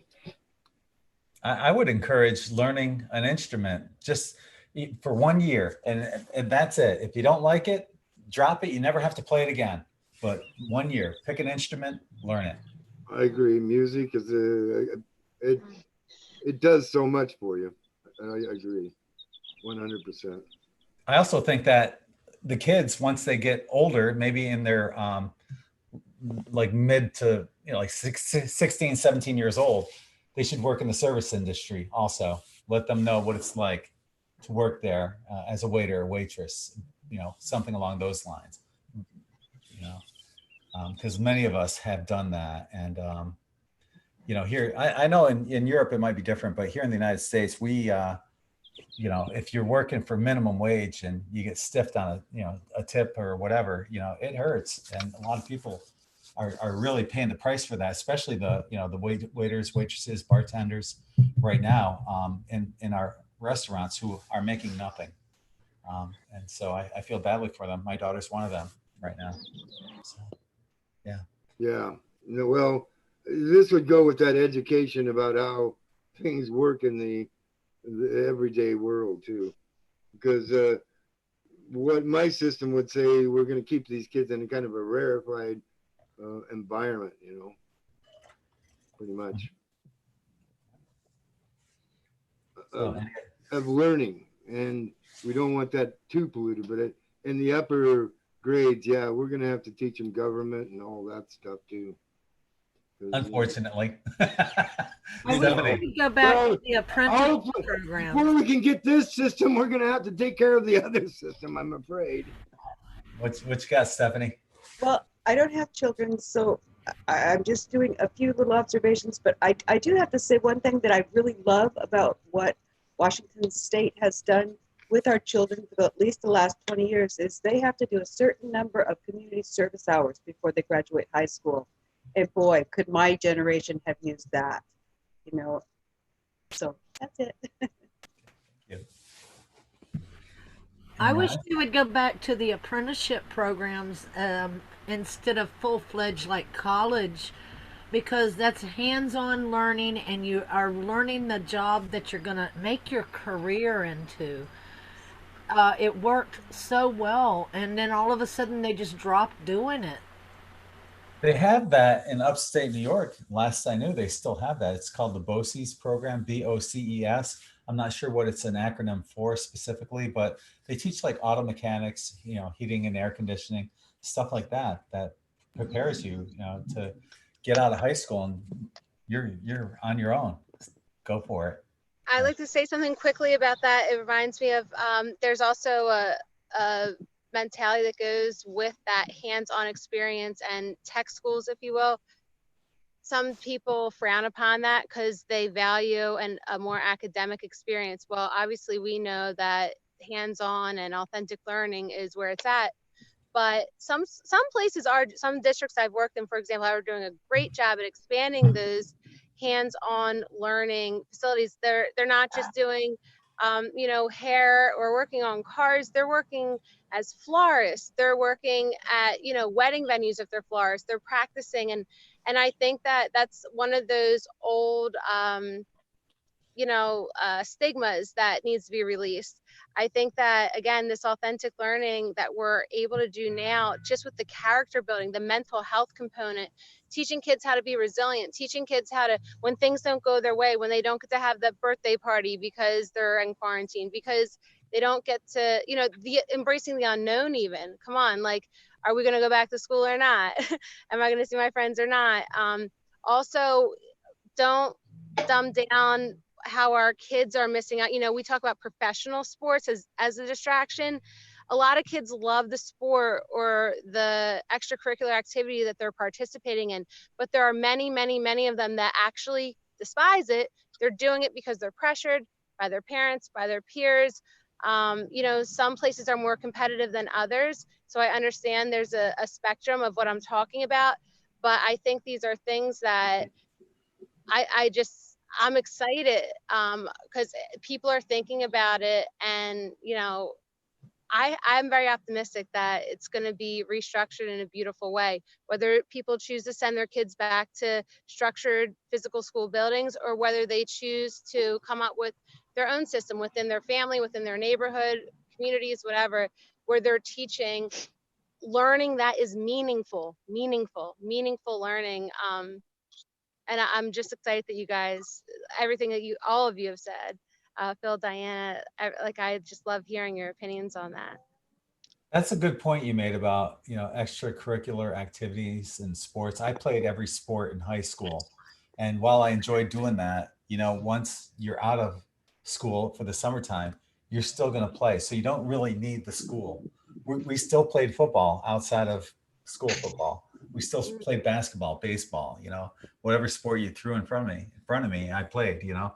But in the summertime, we would still play all those anyway without the school and without somebody trying to teach us stuff that we already knew inside and out. You know, those sports are, you know, just games.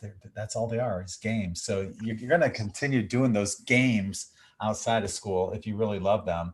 But like you said, that's a great point. Not all kids love them the way some of us did, and being forced into it, especially the ones that weren't athletically inclined. It was kind of rude, you know, how horrible was it for those kids that were like the last ones being chosen in sports, you know, how that plays on their psyche and everything for future years ahead. It's not fair to them either. So to get away from that and move forward from that and to have your own choices as a extracurricular activity, what you want to do outside of school, great, that's fine. At least you're not being pressured into it anymore. Yeah, I was the only one that was marching in step during band. Yep, that's how much I loved it. I was the only one in step. I couldn't keep them.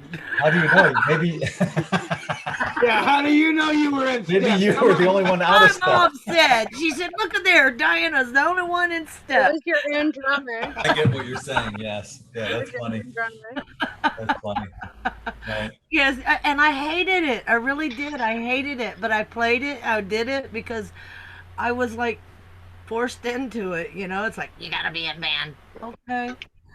Yeah. I could play the saxophone pretty good, but I couldn't march and play the saxophone pretty good. I could stand still and play it, but there ain't no dang keep. I can't keep step even just trying to keep step. Dang it. I haven't. I blame it on one leg being shorter than the other. That's what the problem is. Has nothing to do with me having no rhythm. Yeah. Well, that's the thing. I don't think any kid should be forced to do something that they don't love to do. That's cruel to them, and it's not very much fun to try to do it either.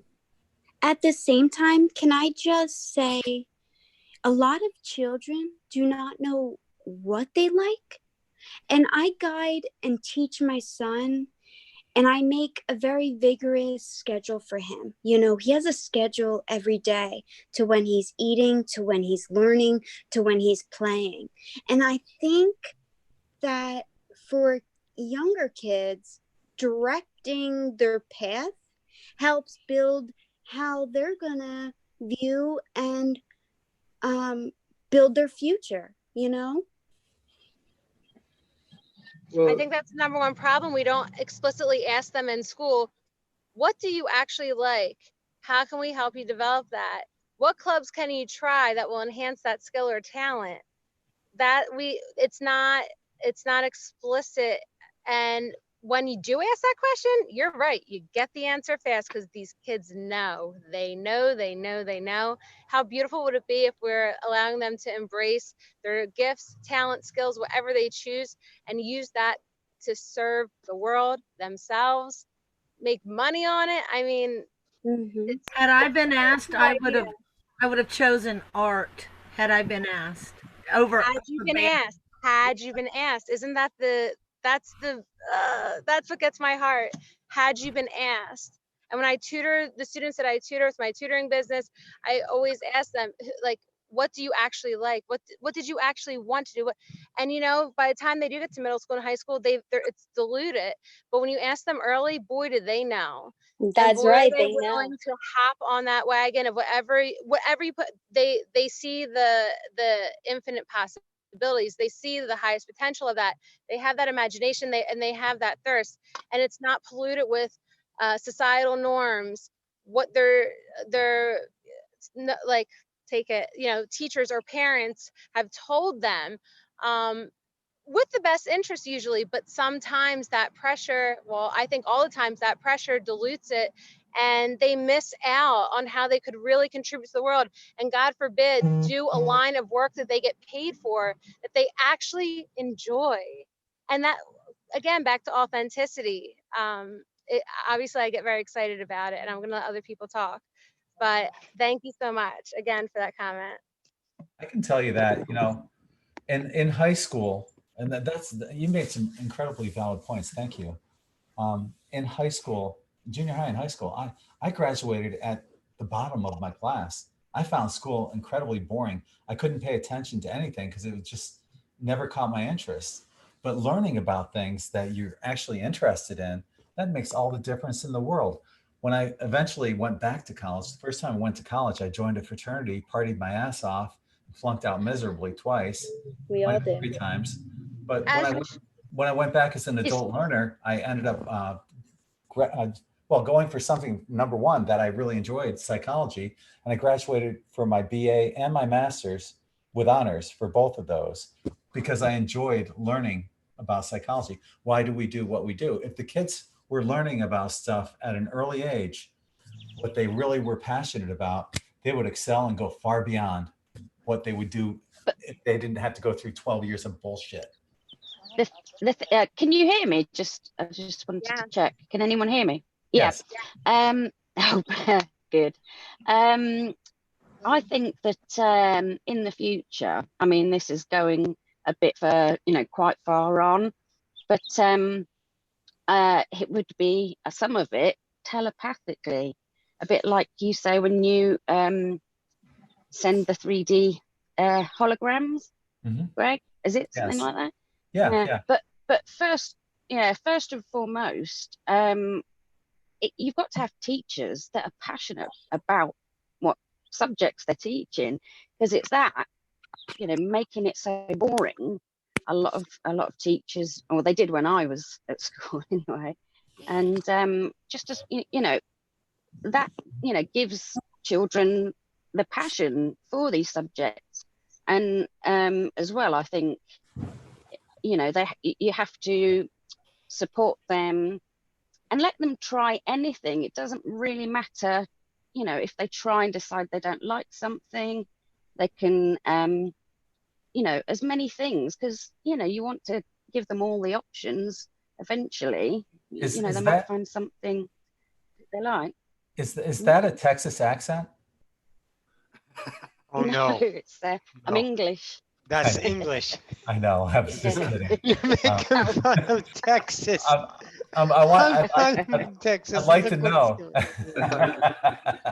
I'd like to know though, how are the classes? Are schools closed for the entire year right now in England, or I believe so. Yeah. Okay.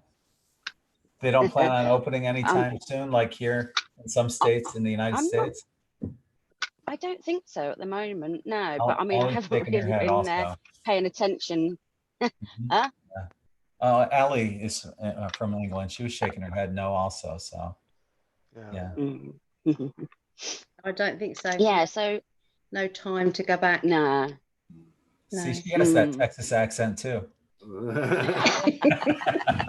She's got that Texas accent, doesn't she? Stars at night are big and bright. Even in the heart of Texas. Texas.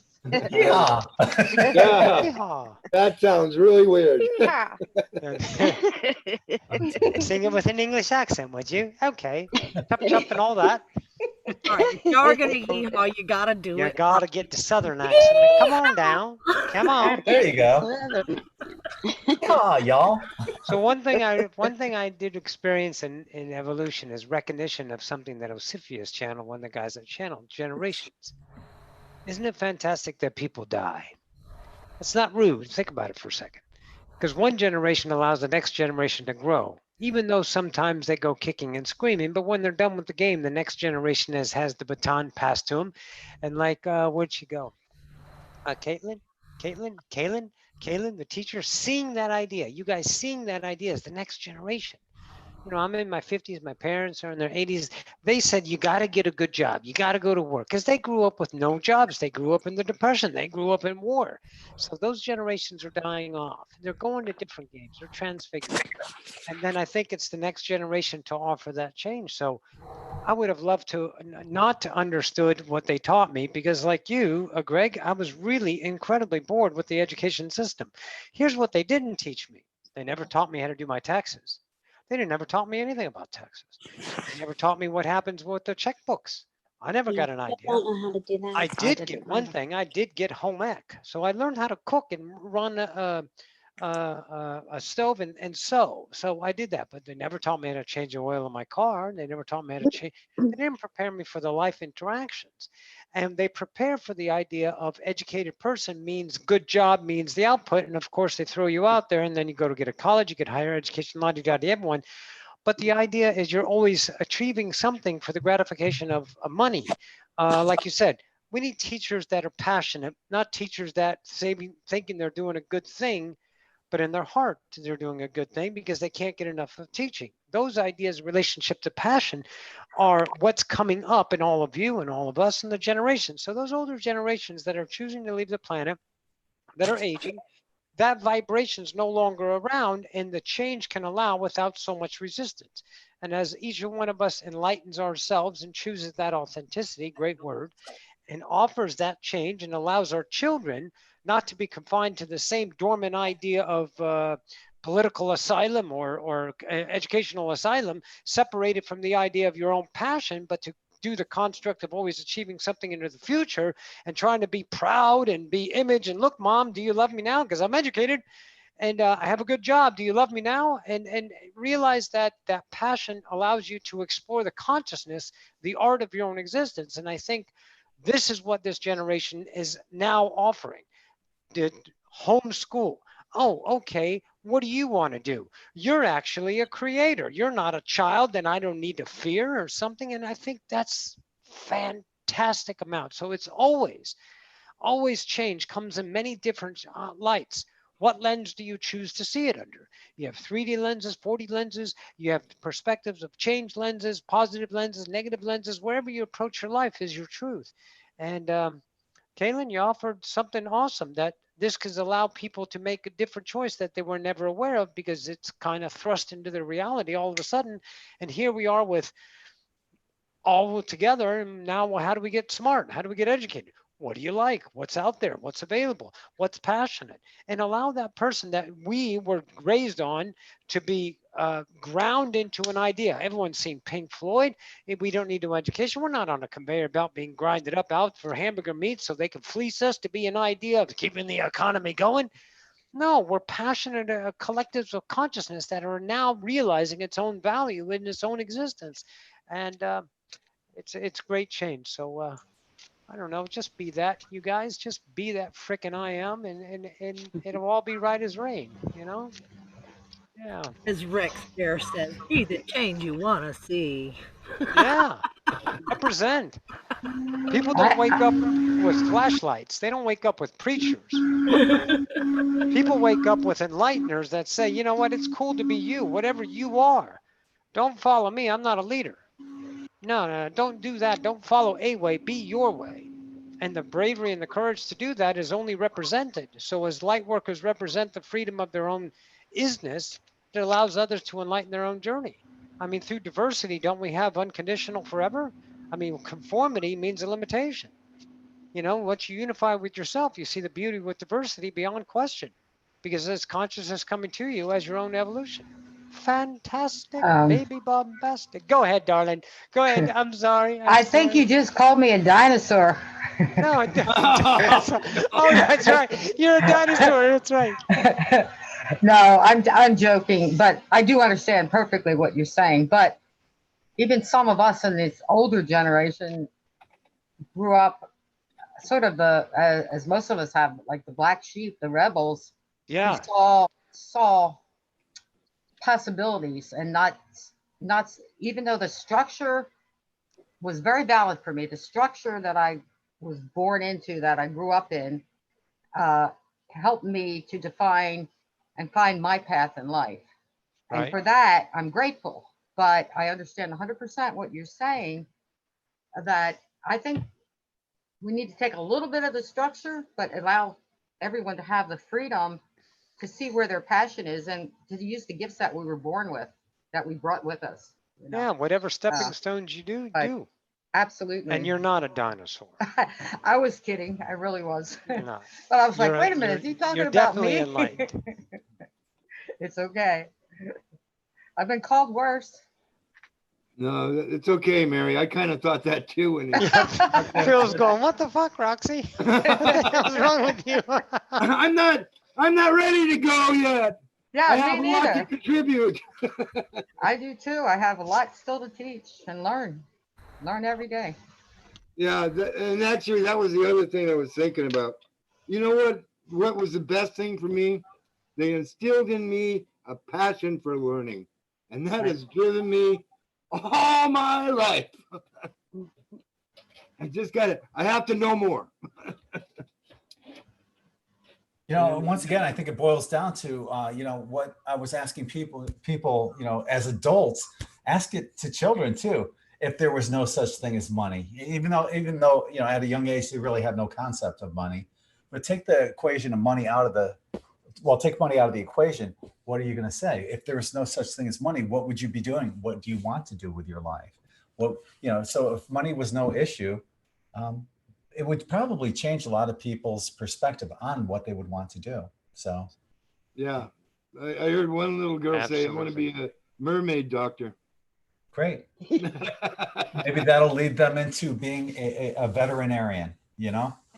Fantastic. Encourage that. Right? A marine biologist is what I was thinking. But sure, why not? Why not? Why not? Yeah. So that's my dolphin. I forgot what the noise that Flipper made, and I'm not going to attempt to make it.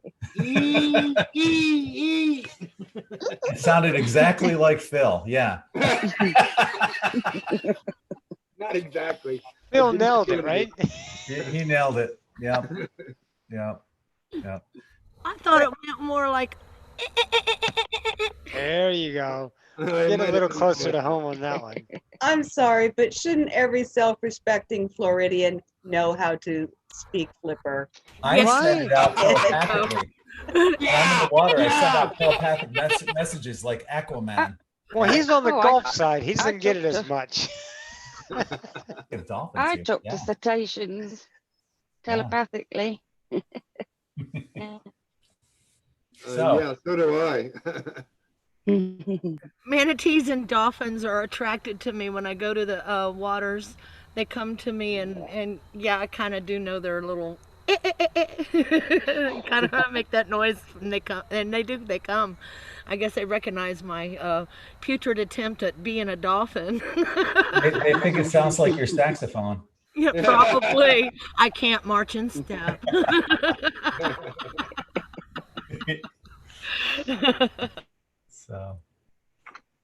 So Allie, do you have any cards for us? You're muted. Me? Yeah. No, Allie. Oh. Allie Janes. Yes, I can. She did cards for us the last time, and she's really good at tarot. So. Okay, I will. Yeah. Hey. Hello, everyone. I was very interested listening. Another Texas accent. She's from what? Austin, Texas, I think. Yeah. Really, Greg? Really? All y'all. Hey, y'all. Oh, y'all are But crazy. Down. Yeah. it's quite funny. It's quite funny because a lot of people don't know when they hear my accent. I get all over the place, like Australian or South African. Yeah, Wow. it's weird, Yeah. but Okay, not so Texas before. I've got the strength card, and this card I see as somebody being two-faced or not being truthful, saying one thing but meaning another. And then the Three of Pentacles, which is my climbing up.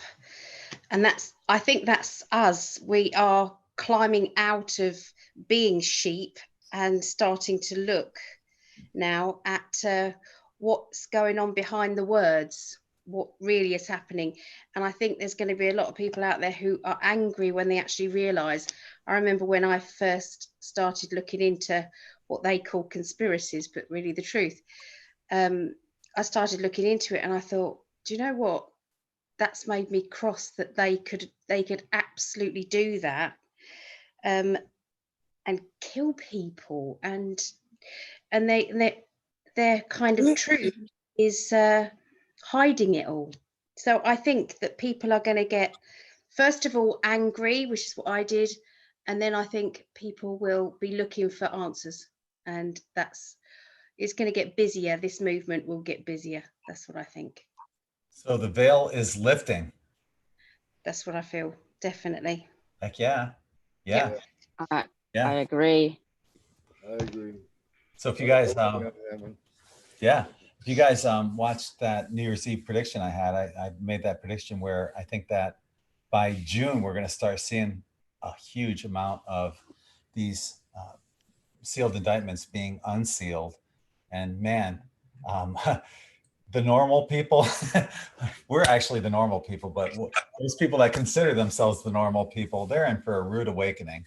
And we've already been, we've already got the heads up. Our ears have been to the ground. We know what's going on. These people, the normies, they have no idea what adrenochrome is, or what's going on outside of what the mainstream media is reporting, and they're not really reporting what's really happening. So you haven't heard a peep from the mainstream media talking about these 153,000 sealed indictments or adrenochrome or child trafficking outside of what Trump has talked about. But we're going to see some really big stuff happening here in the next couple months. And I think that reading was spot on. So thank you, Allie. Did you hear, I haven't watched it yet, but did you hear Trump's, what he had to say this afternoon? No. Apparently he's got some big decision to make, and Tuesday is when he's going to say it and make that decision. That's, well, he said next week, in a general, but I heard him say something about the WHO for Tuesday. He's going to talk about them on Tuesday. World Health Organization. Yeah, last I knew he was talking about defunding them, because apparently the United States is sending them the most amount of money, and they're putting out bullshit and misleading people, apparently. So what Trump said was, he said he took the money away from the WHO because China, apparently America has been putting in over 500 million, and China only puts in like 42 million. So Trump's upset that China's been, kind of getting one over on us, and the WHO has been kind of ripping us off. Yeah, he said he had a big decision to make, and he was very concerned. He didn't give any kind of clue as to what it was, and it was a very short statement. So I'll watch it later, but who else was on there that heard that? So the song that's going through my head right now, in our last spirit chat, we had that dude on with the Bowie behind him, and that Bowie song, Changes. Changes. Got that song going through my head. Changes are coming up. So yeah. So shall we And wrap so it up? many Is there things anything you else can you guys talk want to talk about? Well, I mean, I'm kind of interested because Diana played the clip with that, or somebody played the clip on the chat that I was on earlier. And yeah, I can't really, like Diane says, you can't really tell for sure what he's going to make his decision on, but there's a couple of things, right, that we would be interested in, would be revealing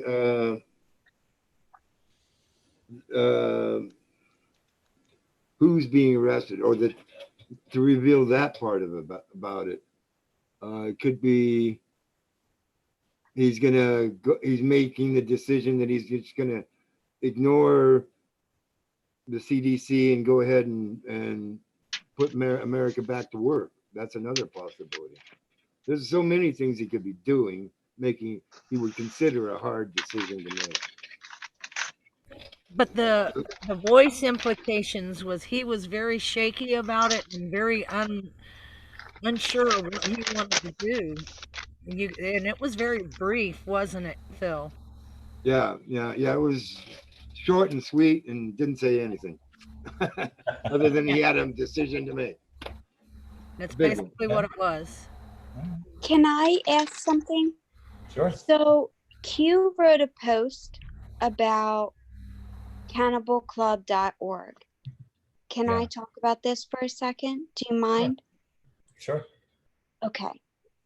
It was very disturbing. So disturbing for me. I talked to my best friend, Megan, who lives in Las Vegas.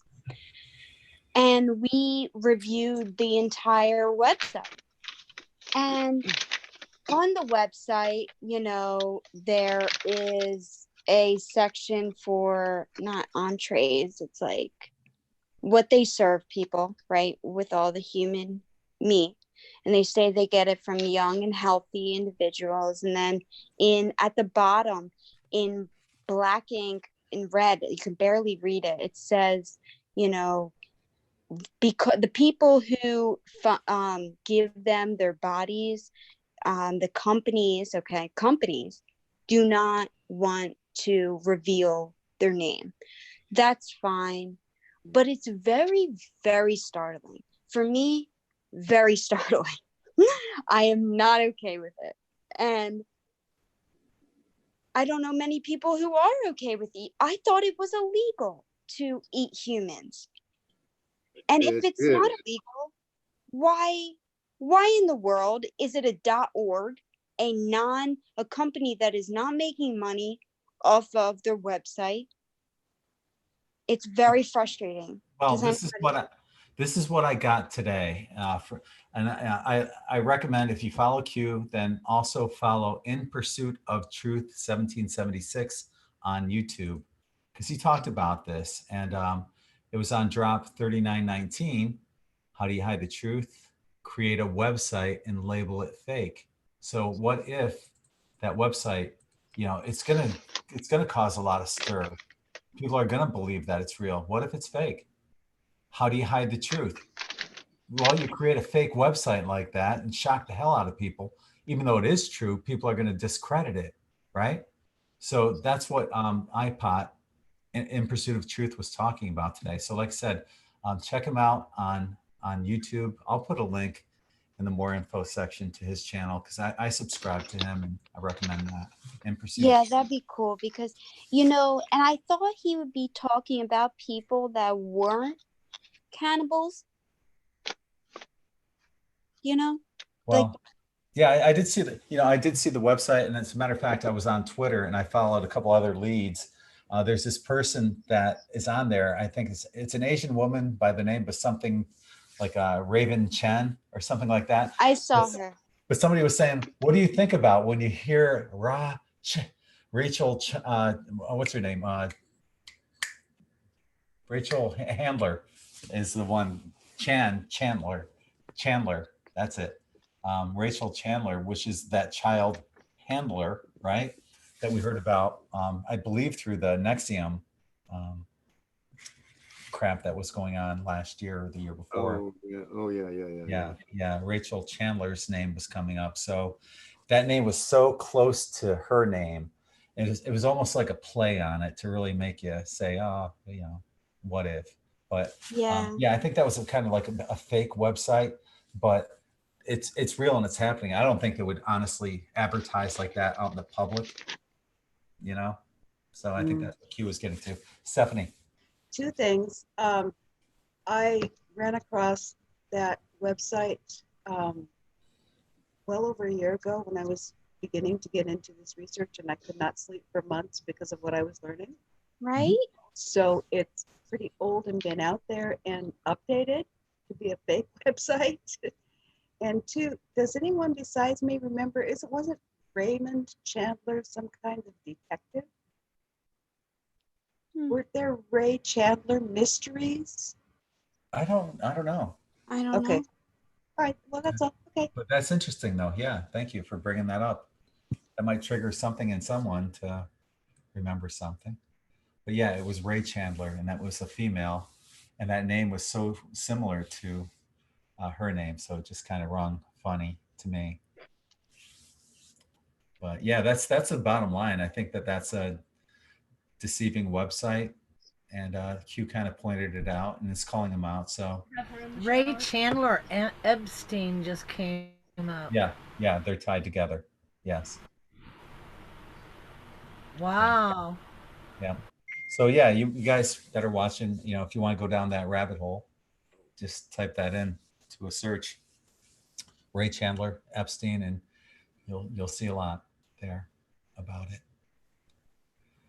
But you know, and the bright side is, you know, all this stuff is coming to light, and there's going to be a lot of kids that are saved, and you know, there's a new world that's going to be born, and we're birthing it right now. We are the founding fathers and mothers of the new earth.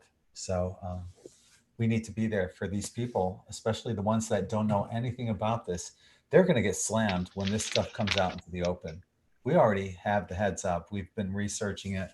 We understand what's going on, and we're going to be the teachers too. So we're going to have to gently guide people into a sense of normalcy by telling them, you know, be happy for the children and everything else that's going on. And you know, we are the Galactic Warriors are there to help other people. This is what we do, right? So yeah, is this Ray Chandler associated with the keto Pizzagate bullshit? Sure. Yep. Yeah. Yeah, she would allocate young kids for many of the elite people. Yeah, that she's not a good person. And she would brag about it openly on her Instagram. Oh my goodness, that's just horrible. She was a delivery system. She'd take them there. I hadn't heard about her. I mean, I do try to keep up with it because I do try to, you know, send energy to help light, you know, shine on. Oftentimes, these kids were hiding under the fake pretense of being child models. There was a modeling page, and when you look at their pictures, none of them are happy. They all look miserable, and you know, there's something really sick that's going on. And you know, this is what's happening. It's all being exposed. It's coming to light. You know, so you know, we just got to keep focusing on the positive here and help everyone transition through what's going to be going on. It's not going to be pretty. No, I believe that it needs to be seen, though, and understood. Yes, I really do. Thanks for bringing this name to me. I'll focus energy in that direction. Yeah. So there's a whole. Could I just playlist on my YouTube channel called Fall of the Cabal. It's like 10 different manageable size videos that can get people started and gently give them names, places where they can start to do research. If you have anybody that you need to kind of gently lead in, kind of wakey. Yeah, I told people about that. I think a couple weeks ago. There's actually one video. They put them all together on one video, so you don't have to go from video to video. Oh, okay. All 10 parts are on one video, but it's a great video. Yeah. I've got a playlist on YouTube for songs that are about the cabal and stuff like that you wouldn't realize. But when you know, if someone goes on to my I think I'm called Emmett Flesty, which is time itself backwards. It's from a film.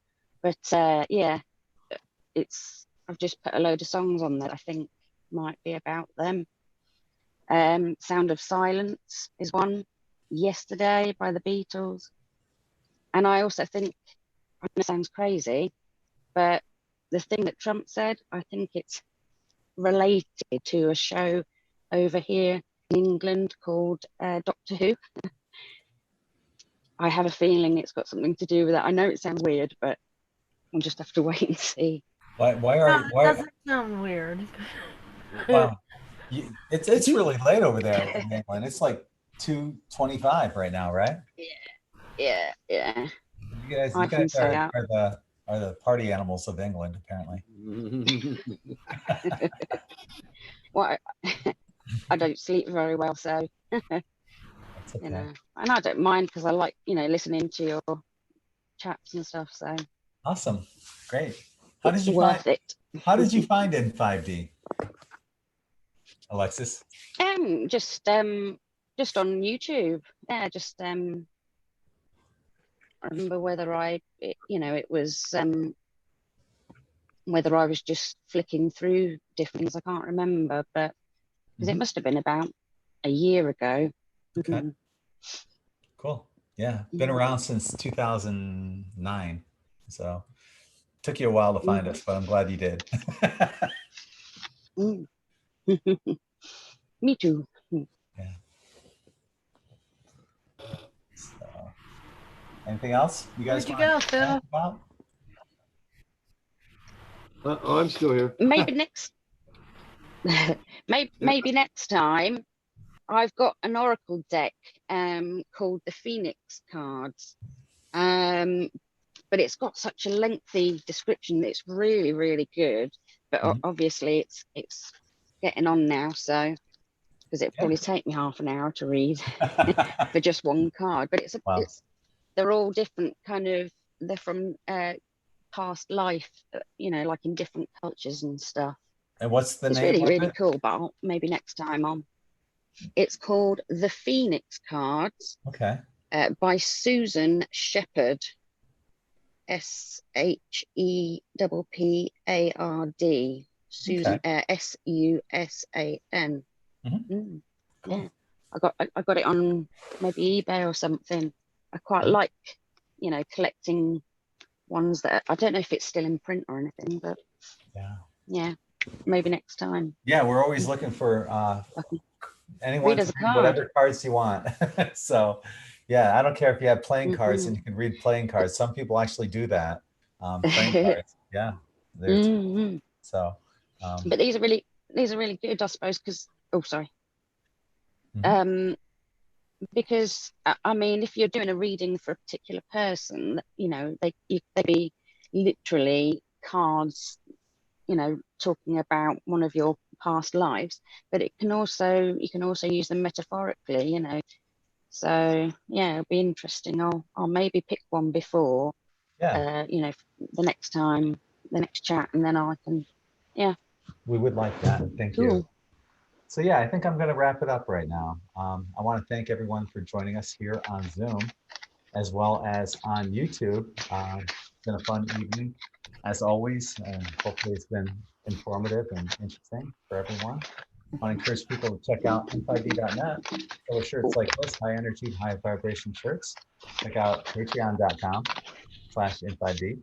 Join us on Patreon. Get alerted before everyone else about these kind of videos. And outside of that, I hope you guys have a wonderful evening, morning, afternoon, wherever it may be right now. Sending you all infinite love and light. Until the next time, love you all. Namaste. Good night. Good morning. Good night. Good night. Thanks, everybody. Sweet dreams. Good night.